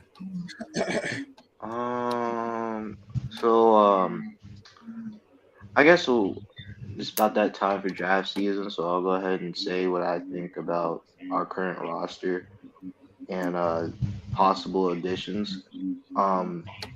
Personally, and I understand that a lot of people will disagree with me on this, but I don't think that the Falcons will or should go after a lot of big name guys. Like say Deron Payne, Jesse Bates, yada yada yada. I think Yannick Ngakoue is possible, but I don't think it's likely. Just because you don't get edge rushers or top tier edge rushers or top tier interior defensive linemen or top tier safeties. Even though you could get one at safety, it's just not necessary for our roster. But you just don't get those positions in free agency. It's really really hard because a lot of people have different focuses for what they have for free agency. There's contenders, there's money. There's a lot of different other factors that come into people making decisions. So free agency is just not reliable for those superstars. I do think that possible additions in free agency are probably like Jacoby Myers. If the Patriots don't sign him, I would love that. DJ Chark, if the Lions let him go, I would love that. Jabril Peppers, maybe if they let him go. Even though I personally wouldn't like spending money on a safety, if I was to go get a safety, I'd love that. Yeah, I forgot about Jabril Peppers. What was that? Got all about Jabril Peppers. You just brought something back right there. Yeah. I ain't heard nothing from Jabril Peppers since he was at Michigan. Yeah. Right. Well, he's been solid. He's not bad at all. But yeah, I don't think that there's going to be like a whole ton of big name wide receiver big name free agents that will go out and sign. It's possible, but I just don't think that it's likely. As for like the draft, I think that there's really only two options that you can go in the draft, in my personal opinion. I really only see two. One is going Tyree Wilson, and then the other is going Devon Witherspoon. Corner. If you first of all, Devon Witherspoon, yeah. Well, first of all, Devon Witherspoon is the best corner in this draft, and that pains me to say because I honestly, genuinely thought that Christian Gonzalez was the best corner for majority of this draft process. I would definitely say over Christian Gonzalez. Yeah, he is. It's not even close. It's not. Man, I don't know about that. Christian. I don't know about that one. The difference is the fact that Witherspoon is much more polished in his technique in off coverage, and you can make a debate that he's better in press coverage. If you don't need that when you got a Jerry Gray. You don't need polished guys when you got a Jerry Gray. Jerry Gray can finish him up. I need guys with instincts when you got great coaches. He has instincts. He's good in zone. He's really good in off man. He can hit MF like crazy. He's got it all. He can play press. He can play off. He can play zone. He can play in the slot. He can play safety if you want him to. Like he can play anything, and it's crazy. I've been a little bit iffy on saying, oh, we should cut Casey Hayward because honestly, get rid of his ass. Get rid of his ass. Bye, bitch. Fuck him. Don't do Casey Hayward like that. Don't do him like that, man. Nah, we just talking about just for the money. Can't even jack off right with that fucked up ass shoulder. What the hell I'm not mad if we do cut Casey Hayward, but if we cut Casey Hayward, I think we need to harsh, man. Like I don't like sitting here and thinking, oh, you know what, we'll just draft a dude later in the round to be our starting corner. I don't think that's right. Right. I think that you either go Devon Witherspoon if you're going to cut Casey Hayward, or you keep him. That's just my personal opinion. Or you go out and sign Pat Pete if you really think that the schematics are different. I believe D Alford on the outside. Mm-hmm. I mean, he's okay. So D Alford on the outside is a little bit problematic. A, because of his height. B, because his technique in press man is not great. It's not bad either, but it's not ideal. I like him more in off and zone, and his tackling ability is amazing. But I don't think that he's amazing in press. I don't think he's bad either because he held his own a little bit in a few reps versus Michael Thomas. But I don't think that he's great. You can play inside. You can play outside. If you can play inside, you can be adequate inside. Go ahead. I think D Alford gonna break out with him working with Jerry Gray though. Yeah, that's what I'm saying. That's why I say they do run a lot of quarters, or he ran a lot of quarters. For correction, he was around a DC who ran a lot of quarters, and quarters is a good scheme to hide shorter corners like the D Alford. But come playoff time, you will have to play press man, and his height isn't necessarily favorable in that aspect, which is why people that are shorter typically get hid in the slot to kind of mitigate that. But also, I don't think that he's as good in press man. I just don't think he's that good in press man. I don't think he's bad. I just don't think that he's good. Not that good in press man. That's just my personal opinion. Me personally, I'd rather have Cornell Armstrong than rather put D Alford outside. That's just my personal opinion. Oh hell no! I want to say this right quick. Boy, the way Mike said, what he said about Casey Hayward, damn, Mike, Casey Hayward must have stole your Snickers or something, man. God damn, that was harsh as shit. I actually like him, but the motherfucker ain't never on the field. That was hard. He's a football player, damn. About Casey Hayward? He ain't never on the field. Casey Hayward was a bankhead dude. He must have took your cookies. God damn. No, hey man, look, somebody keep hammering them goddamn toes of his. He always damn injured and fucking hopping and shit. He is. You gotta think the man ain't no spring chicken dog. When he's healthy, he's not bad. Like when he's healthy, when he's healthy, right. His strengths, are really, in my opinion, in zone. I don't really love him in man. I love him a lot in zone, whether it's cover 2, whether it's quarters, whether it's cover 3. He's really instinctive and He's better smart. He in uses quarters. He's tendencies. He better in thinks about quarters. the. He's a quarter corner. That's what he is. He He's can play better. anything. He can play Tampa. He can play cover 2. He can play cover 3. He can play quarters. He can play anything. And I love that about Casey Hayward. I just don't He's really too damn love slow him to that do all much. that other shit. So he's better in quarters. He's too damn slow for that. Typically, y'all see this comment at the bottom of the screen? Go ahead. Look at the comment at the bottom of the screen. Steven, I have some advice for you. I have some advice. I don't know what part of the city that you live in, even if you may do what you got. But if you do, stay your ass out of Vine City. Stay your ass out of Vine City. Offer. Hey, speaking of the Jaguars, I'm talking to the Jacksonville Jaguars fan base and the Jacksonville Jaguars organization. Can y'all please do me a favor? Take Calvin Ridley phone. Make Calvin Ridley's numbers the best in the league.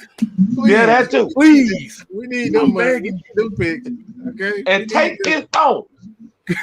Tell Tell him do not go on 95 side. If he go 95 side, he better not go no further than St. Augustine. But he better not even think about no damn Hard Rock casino. Don't even give him the Wi-Fi password. Don't give him the Wi-Fi code.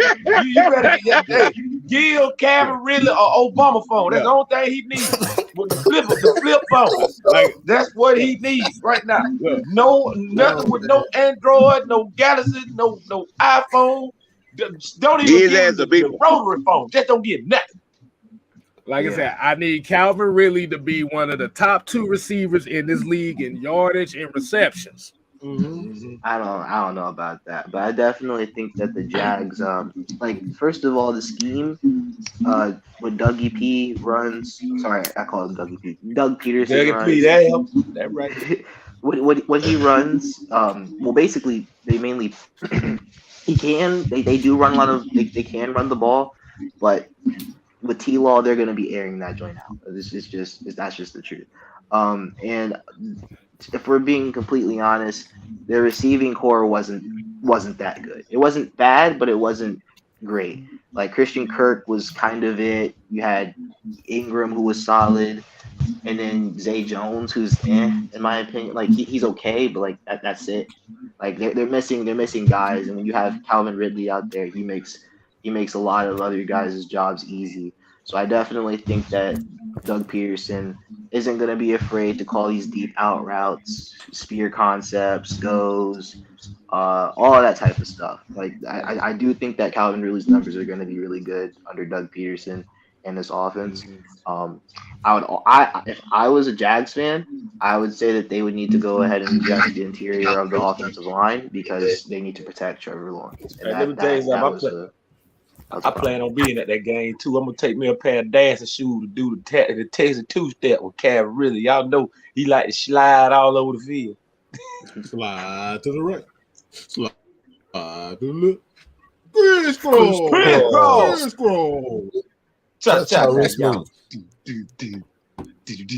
Let's go to work. And I will say this too. If they decide not to bring back Isaiah Oliver. Oh no. If they don't, they gonna need a guy in that spot. Yeah. Definitely. Yeah. I think that's where they're going anyway. I think they might go Antonio Johnson or JL Skinner. I need some motherfuckers that's gonna be physical. Well, he sound like one of them dudes. J.L. Skinner, he sound like one of them dudes that be preaching at one of them little country church time. Oh no, this ain't no country boy. I'm telling you. But that boy, he's Keanu Neal, but he can actually cover people. No, they just say that. J.L. Skinner, you got both people. Well, you better be able to hit somebody at 6'4", 220, yeah. Oh boy. I don't know how to feel if we let Isaiah Oliver go. Like putting my bias aside, which I have a big bias towards him, but we'll put that aside. It doesn't make sense, right? Because in my personal, like in what I'm thinking, I don't think Isaiah Oliver is gonna really play in the slot that much this coming year. I don't. I think he's gonna play more at safety, and maybe more as like a dime corner / maybe he'll play in a nickel sometimes, but I think he'll really play more as that hybrid safety because well, we're struggling, I guess, in tackling with our safeties right now. So that, and I think Isaiah Oliver provides, or at least helps out in that regard. Not to mention the fact that he's a former corner. He's really good in press man. He's decent in zone. He's not fast Let's go ahead and say Richie but Grant. Let's go ahead and say you don't believe in Richie Grant. Just say it. No, I well, actually, let me. Okay. In regards to Richie Grant, in regards to Richie Grant, I actually wanted Javon Holland over him, and I'm pretty sure Kstylzz might be aware of this because during draft season or during that draft, I was crying that we didn't get Javon Holland. But anyway, I'll put that aside. I think Richie Grant is good. I do. I think that he's really good. I don't think he's fast, which is kind of unfortunate. But other than that, I think he's good. But the issue is, as our safety group as a whole, we weren't as great at tackling, and we also just weren't that great with gap integrity in certain instances, and just finishing the play. And I would like Michael Walker. Michael Walker's a big part of that as well. In his ass, huh? Michael Walker was a big part of that as well. But we missed a lot of tackles, and I think that Isaiah Oliver helped in that regard. He missed whole plays. He did. And I don't think he sees the field much. And honestly, I would like to get a backup linebacker. And Ray Charles got better eyesight than Michael Walker. Wow. Look, all I'm about to say is somebody said we need a right tackle. I'm petitioning for Cody Mott from North Dakota State. For God's sake, he ain't got no fronts. That's what I need in an offensive lineman. I know. He ain't got no fronts. Okay, I just thought about something. I got to get this out of my team real quick before I forget about it. Hey, how many of y'all listen to Dukes and Bell in the afternoon when they talk to Chuck Smith? I missed that part. Hey, if y'all listen to the theme song Chuck Smith had before he come on the radio, that's the first thing you think about when you think about Calvin Ridley. Yeah. Wow, really? Yeah. If y'all can't do about things, I think they talked to him on Monday or Tuesday. And they talked to him like the second segment of the show.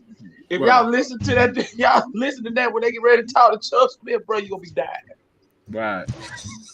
But yeah, man, if I'm gonna get me a right tackle, like I said, I'll take a right tackle that's missing all his front teeth. I'm good. He went to college with all his fronts, and he leaving college with none. So yeah, right. Motherfucker hit. I'm taking that. Yeah, we need Ray Nitschke back. Really good. Jack Lamar. Exactly. Right. Oh my God, you just gotta be thinking about that damn song, bro. I'm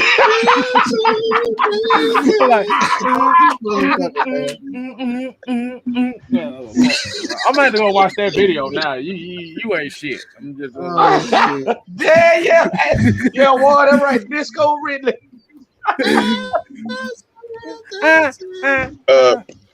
Staying alive. We here in the Unholy Alliance. That boy's name is Coward 18. Wow, that man!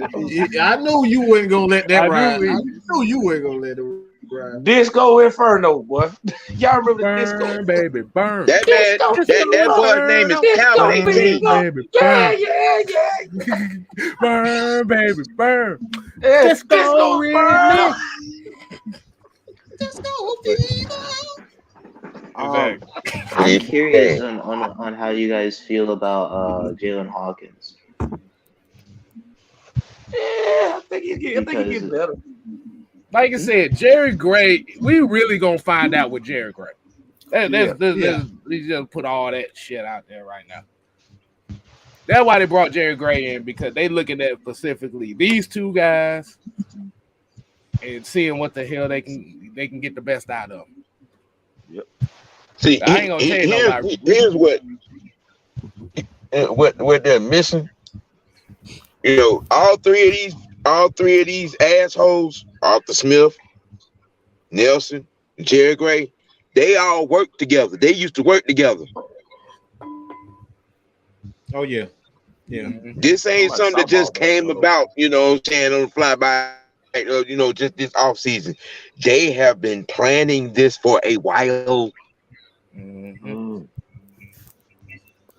Okay. All of them, man. Fred This is a well thought of, well put together initiative of a staff that's gonna put together a sustainable product and groom and develop these players. And if you don't understand that, you don't understand football. Man, I wish some of y'all would come in that damn Facebook group on that ATL, that Atlanta Bird game shit. Boy, I wish I would see some of the tomfoolery. Nah, I'm been there, done I need that. my brain seals. Boy, Been there, done that. I need No. Boy, I ain't got time to be having folk pissing on themselves every day. I got better things to do. Hey, well, I'm about to get out of that group, but that one dude really got mad because I told him to get the rocks out of his ass. I know I'm trying to figure out what the hell conversation this was. It was about Lamar Jackson. Let's put it like that. Oh, okay. Bruh, who knew? It's like who knew? And then it's saying that he kept putting the same thing at the end of every comment that he put, kind of like a tag at the end of an email or something like that. Like, facts. What was it? Facts. Please don't tell me it was facts. Nah, bro. I don't know who that dude was, but boy, he on the chicken fried crack rock, boy. Good Lord. He said, you tell during the pandemic he was spraying the Lysol in the bag, getting high as hell. Instead of desanitizing everything. Yeah. So I wanted to kind of talk about our safeties and coverage. Because I had noticed something as I was watching or rewatching a few of the games this year, and honestly, I like how they play over the top and beat in coverage. Maybe Hawk, maybe more than Richie Grant, but I like how Hawk is very anticipatory with his movements. In the Bengals game, in the Bucks game, I saw him move while playing single high before Tom Brady or Joe Burrow even threw the ball, and that to me shows that you watch film and that you also are taught well. You know, like he waits until the end of the drop, sees where he's looking, sees his footing, sees his eyes, and then triggers on the read and makes estimated guess. Now it doesn't always end up in the splash plays because both of our safeties happen to be slow, which is why I wanted Javon Holland in the first place. But that's besides the point. But I think that our safeties at least are taught and taught with the right technique. And I think that they're decent in coverage. I think after that, you have to just kind of work around your skill sets. Like both of them are I think that their run fits, like their knowledge of run fits, are decent, but in terms of their tackling or just being impactful really in the run game, we have to kind of like scheme around that. That's why Eric Harris to me is somewhat valuable. That's why I think Isaiah Oliver is very valuable to me. Getting another safety, kind of as Kstylzz said, in that Keanu Neal role, who's just kind of there, honestly, to fill in their run fits, whether it's from too high or single high. That to me is important. It would be nice if we could get a safety with speed, but honestly, that's pretty rare, and just in general. So I'm not really tripping off of that.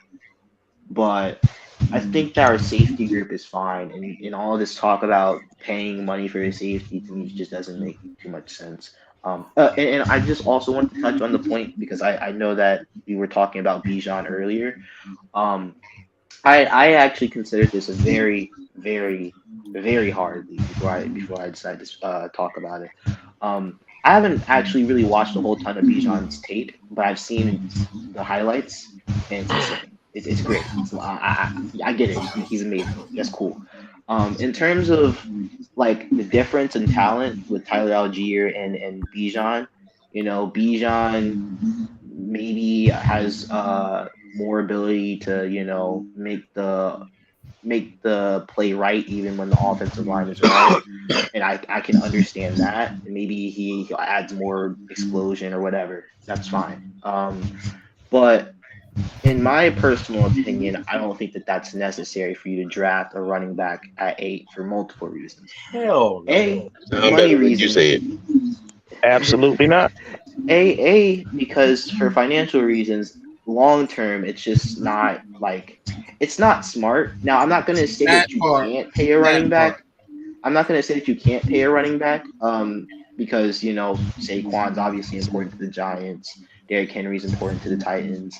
You know what I'm saying? Like, that makes sense. I get that. And I understand that while Tyler Algier is amazing, maybe he doesn't have the ceiling as Bijan does. Okay, whatever, fine. But what I am saying is that we don't necessarily need that because our offensive line at the moment, as it's constructed right now, is really, really good at outside zone blocking. And something that we've also saw that we didn't get to see last year is that they're also kind of moving, trying to be versatile while adding in duo and more kind of gap scheme concepts, which we didn't see a lot last year or the year prior to this year.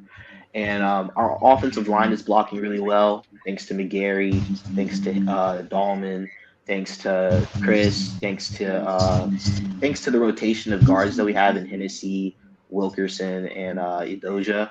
Those guys have been balling out in terms of the run game. And then on top of it, you have a running back that's really, really, really good with his vision in Tyler Algier.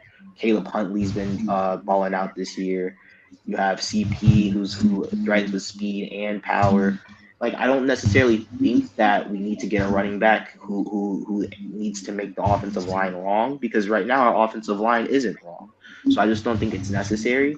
I'm also of the opinion that we don't really even need to get a running back period in this draft, because they've also signed BJ Baylor to a futures contract.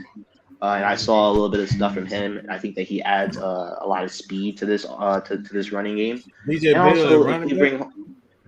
What was that? You said the running back, BJ Baylor? Yeah, BJ Baylor. We signed him to a futures contract. We also and we also have Avery Williamson, who can also make dudes miss.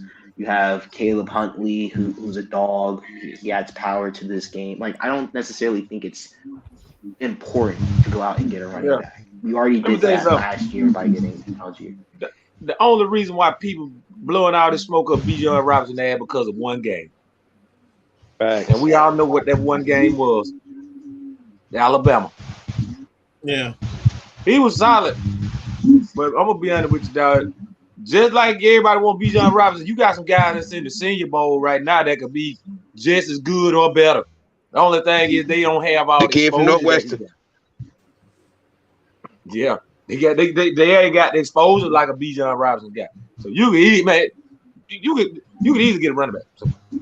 Man, it's popularity versus development, man. That's the whole issue. That's exactly what I said.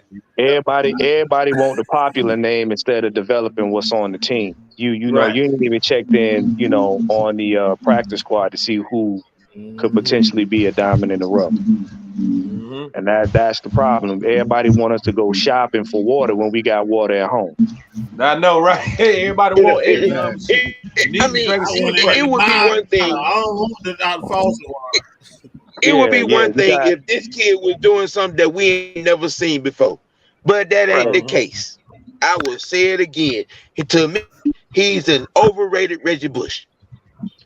But see now, what I'm noticing now, the closer it get to that deadline, for the players to have to be traded before they locked in is everybody want Atlanta Falcons to be a team of popular players and no winners.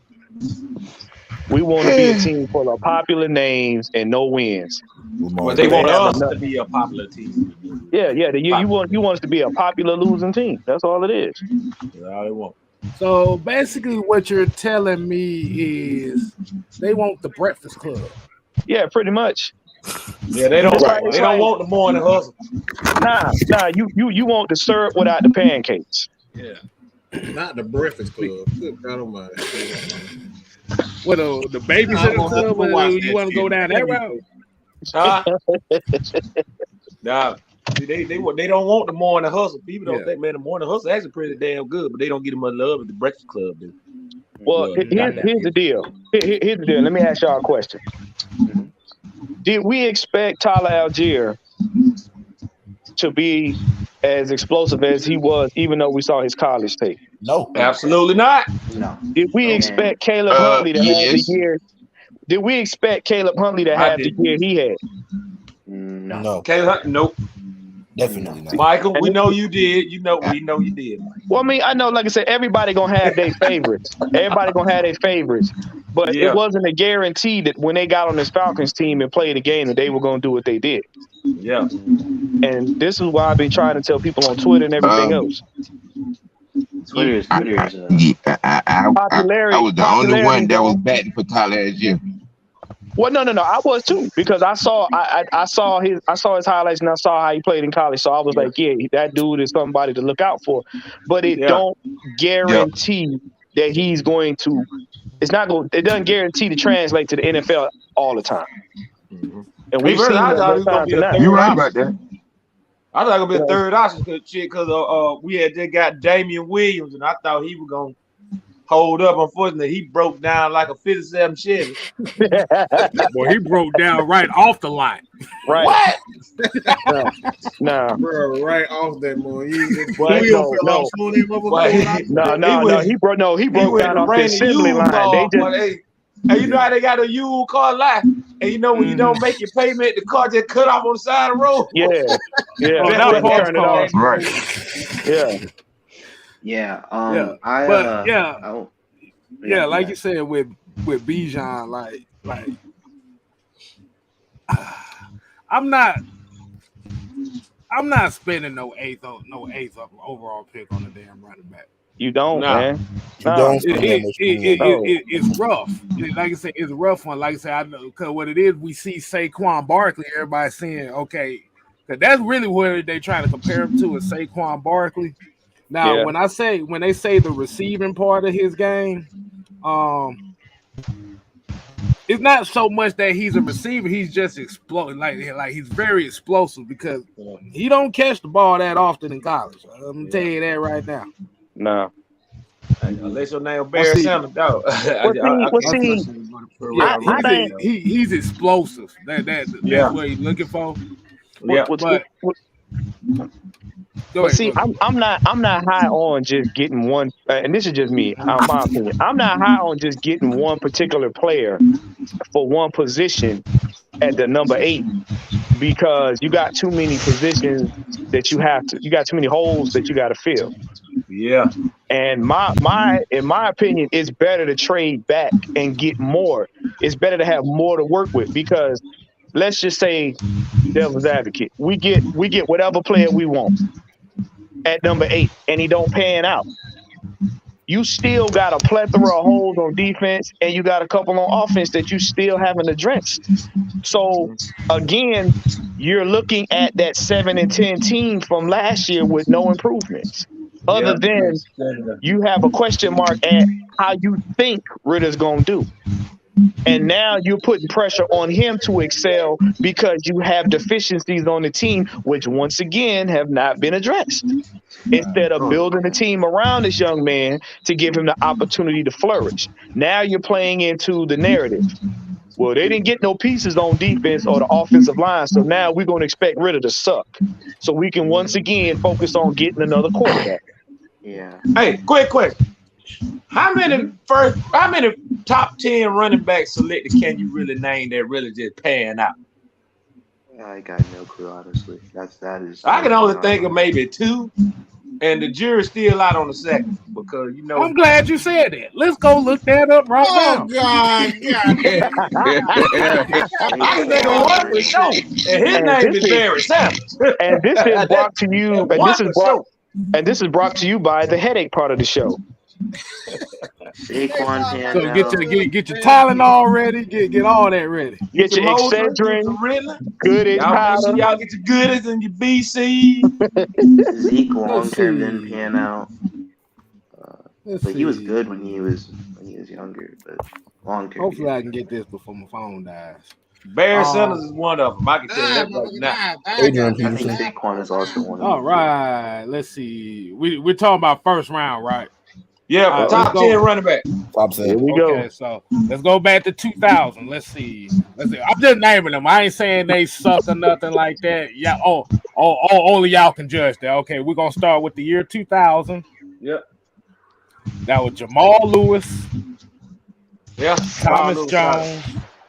Oh boy. Ron Dane. Sean Alexander. Ron Dane. Great Dane out of Wisconsin.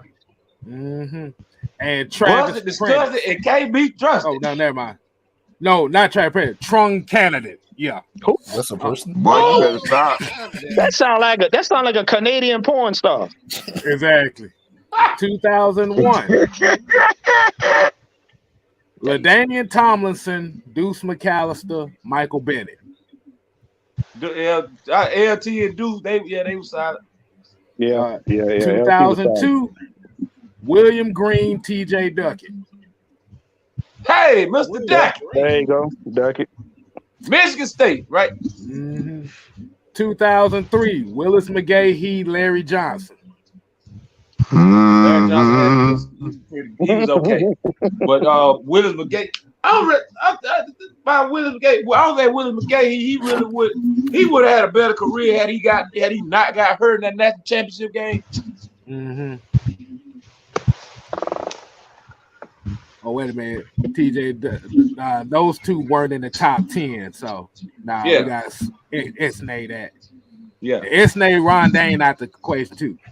So Willis McGahee doesn't count. Larry Johnson doesn't count. Okay, top 10. Okay, 2004 don't count. Damn, Chris Perry was in the first one. Oh my God. Yes.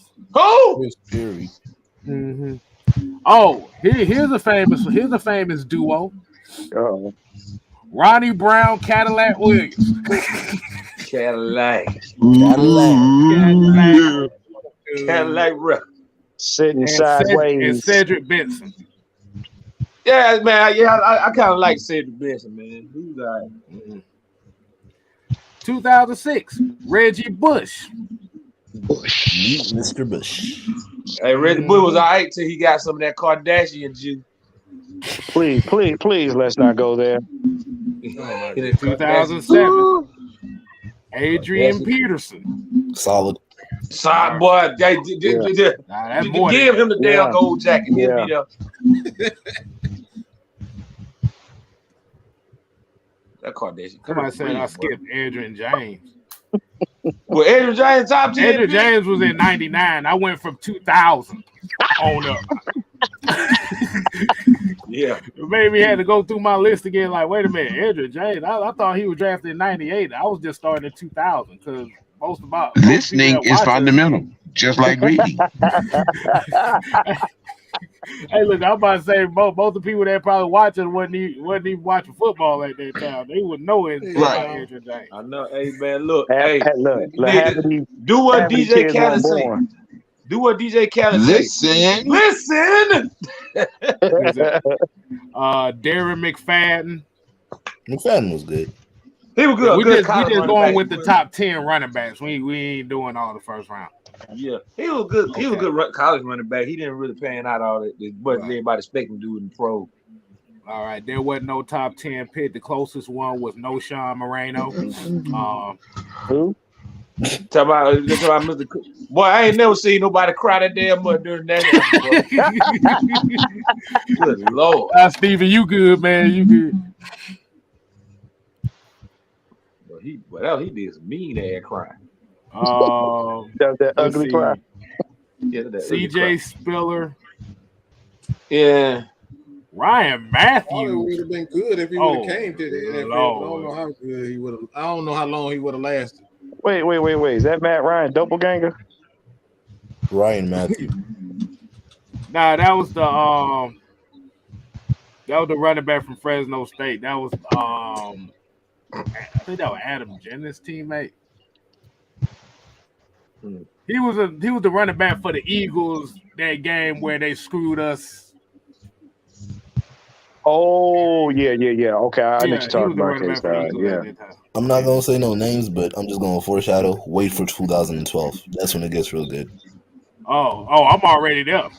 Trent Richardson. Oh God! Oh man! Yeah. Good and terrible. He's supposed to be like the OJ Simpson shit like that. Right.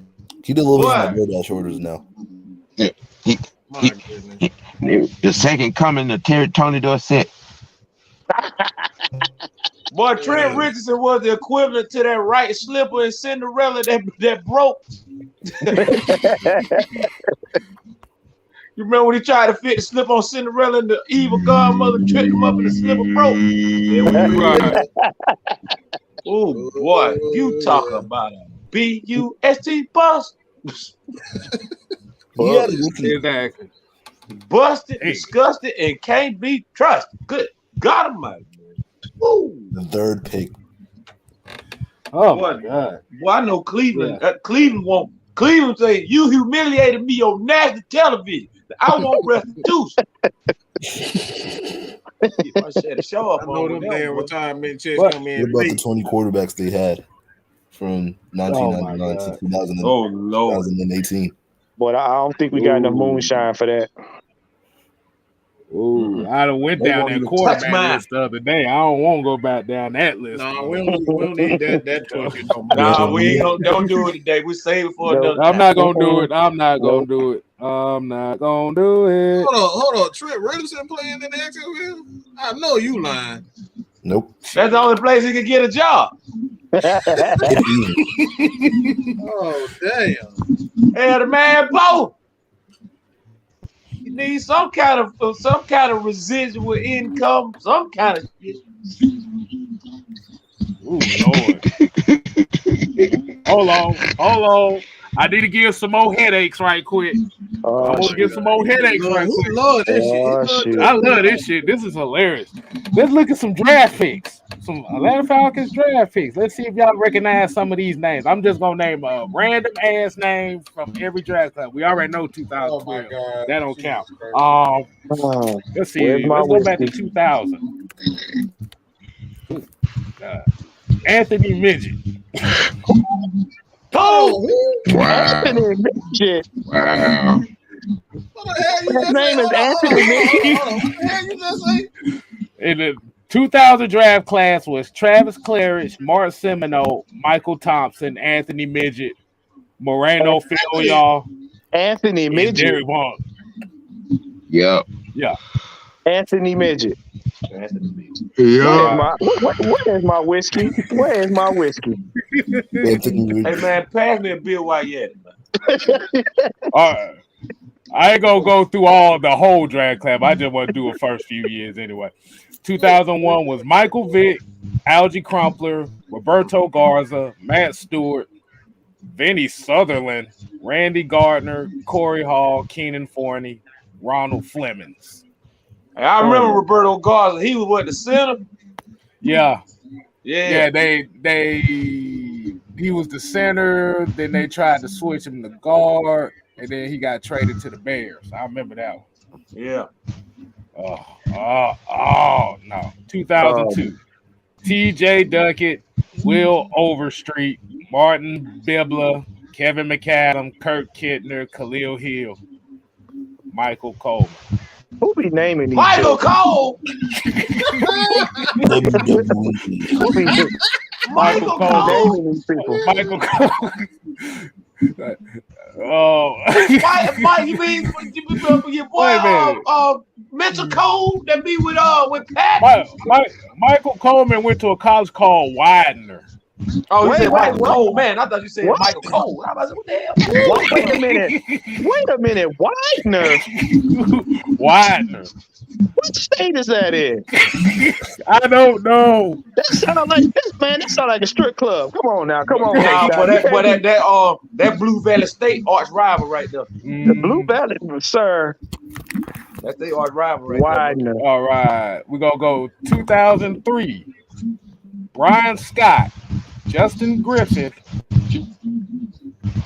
John Olinger, with Terrence Dunbar, Wayne Bacon, and Demetrian Veal. No wonder Thomas Dimitrov got hired. Wayne Bacon.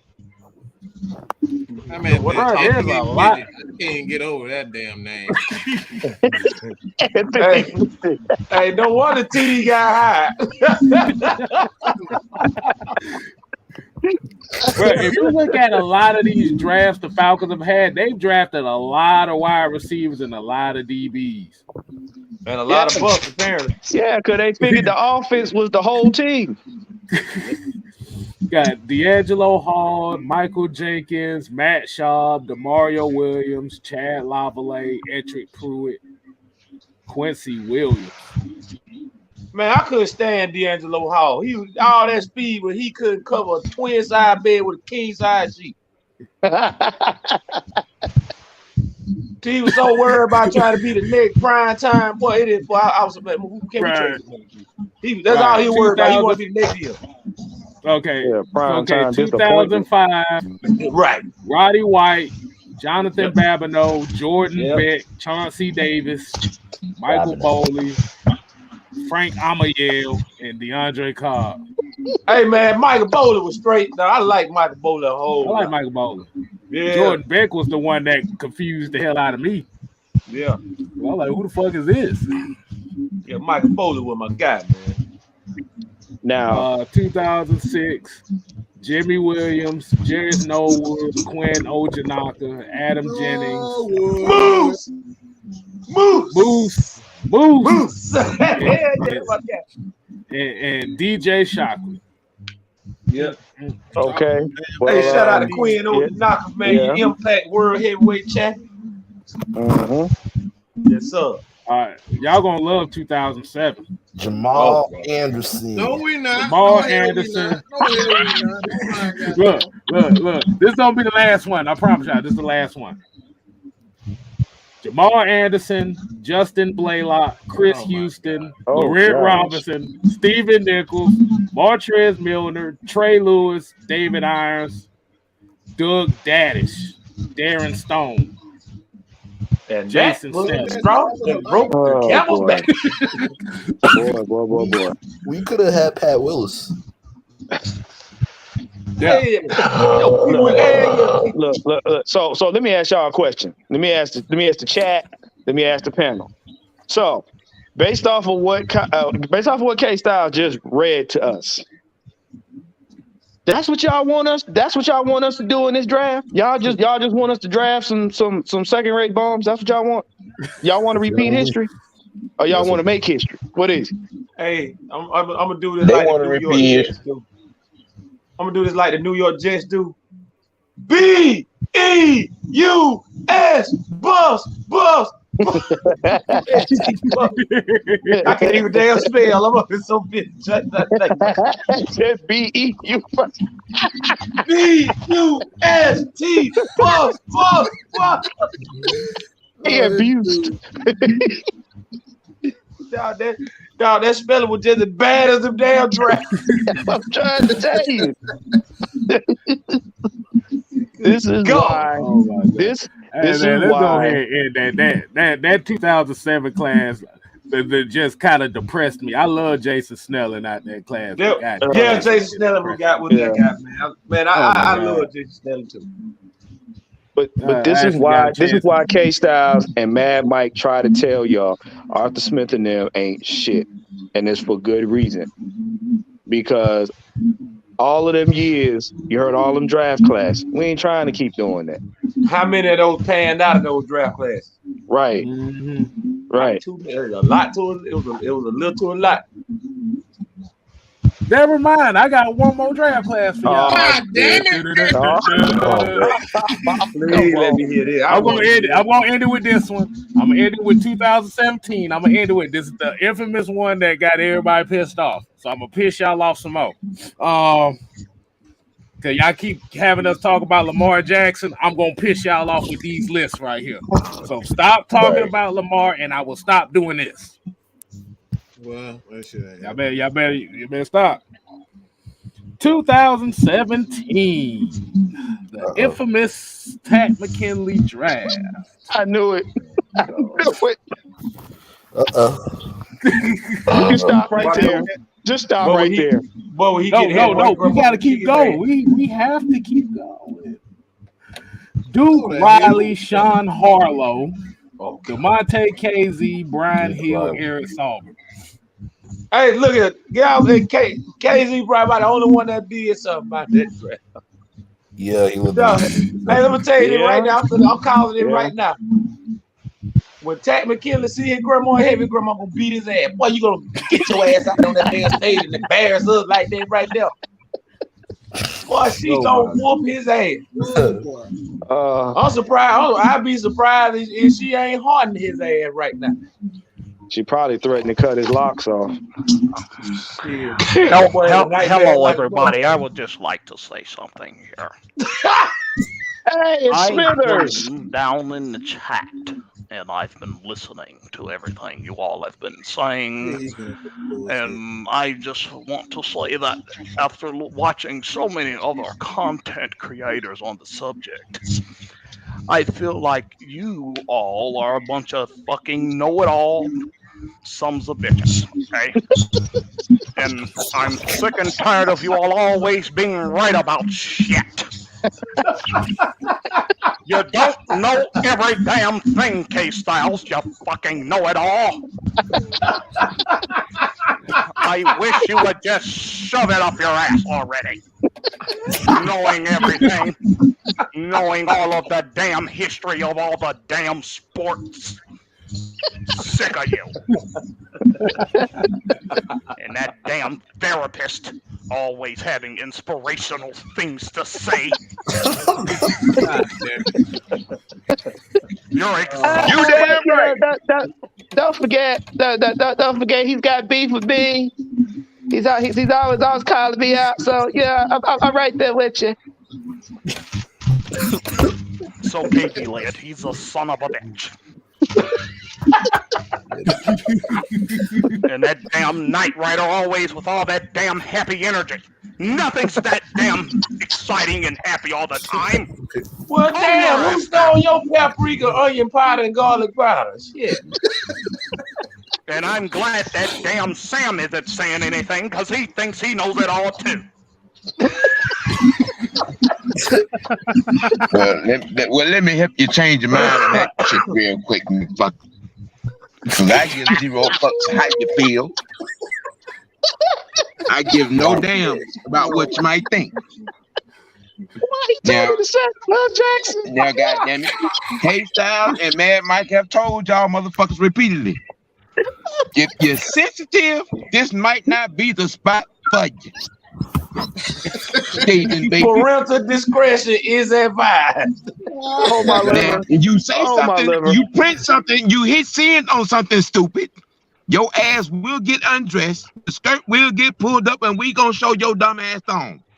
Well, goddamn it, Samuel. Now, Samuel, you listen here, Samuel.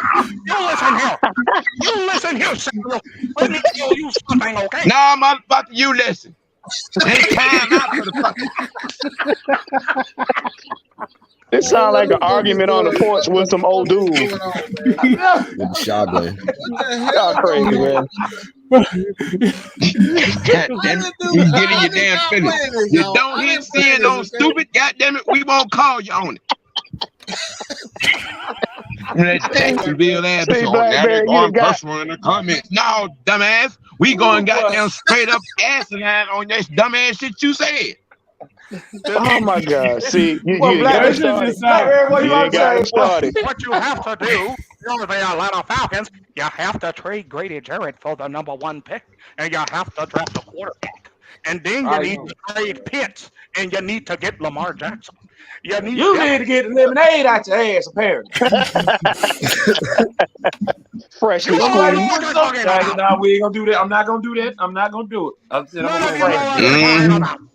None of you know anything. I'm sick of you being right all the time. You always know who's getting drafted. You always know who's gonna get signed. You always know who's gonna do what, and I'm sick and tired of it. I'm sick of it. Stop knowing every damn thing, okay? You don't know it all. There is no defense. Yes. There is no defense. There is no defense. Ain't no defense. Seriously though, I just took a little peep in on some other lives, okay? Yeah. Oh man. Come on. I'm not gonna deep dive into it, but I'm just gonna say this. We are. Let me say this. This platform right here. It's the bar. Y'all know how Seamus and Cesaro used to say. They don't. We are the bar. Exactly. We are the bar. Oh boy. This platform right here is the bar. You understand? Because they literally trying to jock style. They trying to jock content. It's ridiculous. They trying to steal the sauce, man. It's crazy out here. Bro, hey Blackberry, trust me, it go right along with that Kool-Aid they drinking on Twitter. I'm with you. I'm with you. But I and they can't even make that right. I know, right? My bad. Hey, you ain't been over there with the dude that kissing the trough, have you? I've been off.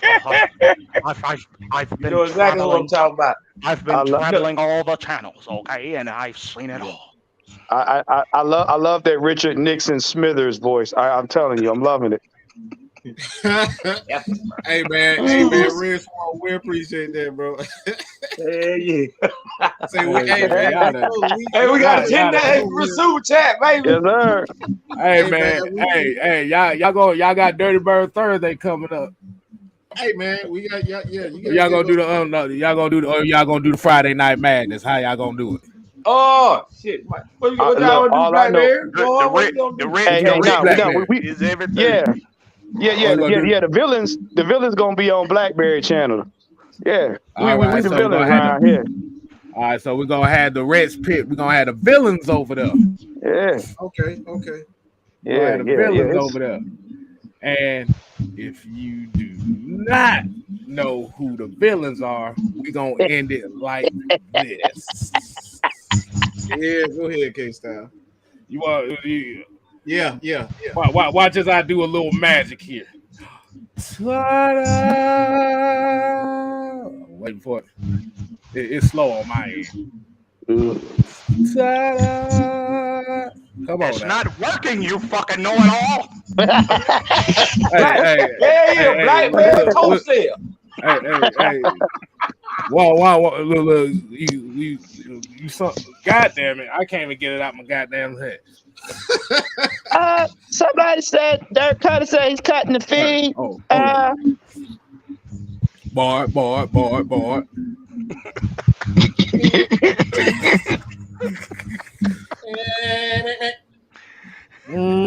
Y'all, it's Billy. Y'all, Billy's back. All right, y'all, man. We appreciate everything, man. Like I said, this was kind of on the impromptu side of the game, so we appreciate y'all tuning in to us.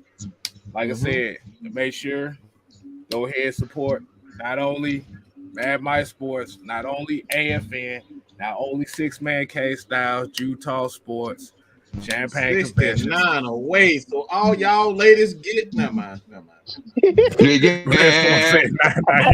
the comment. I mean, we're 69 away from AK. I just want to say that. 69 is a good number.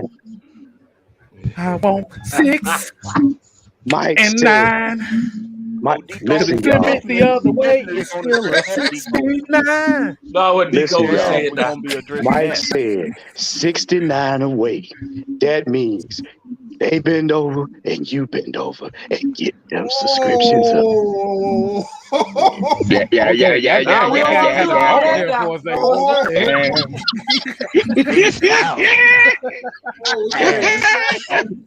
You got a little bit too much of that lemonade in your ass. That boy said, We like bend over. Yeah, I tell you what, man, that thing I'm that dang on pass on that, man. No, tell you what, man, that dang on Mad Mike, that dang on Kstylzz, man. Y'all make sure y'all go dang on support those boys, man. That dang on trash. rain boots and a thong. Rain boots. That's all you can have. Make it rain on a thong.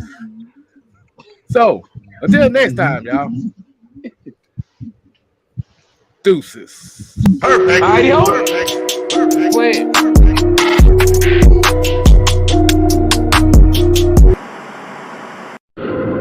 Everybody despises the villain, but never take accountability for creating the villain.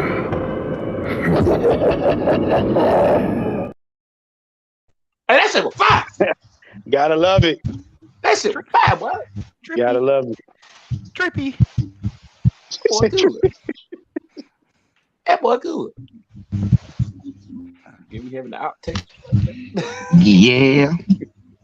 Yeah. I'm quite sure it's a bunch of them that's pissed off tonight.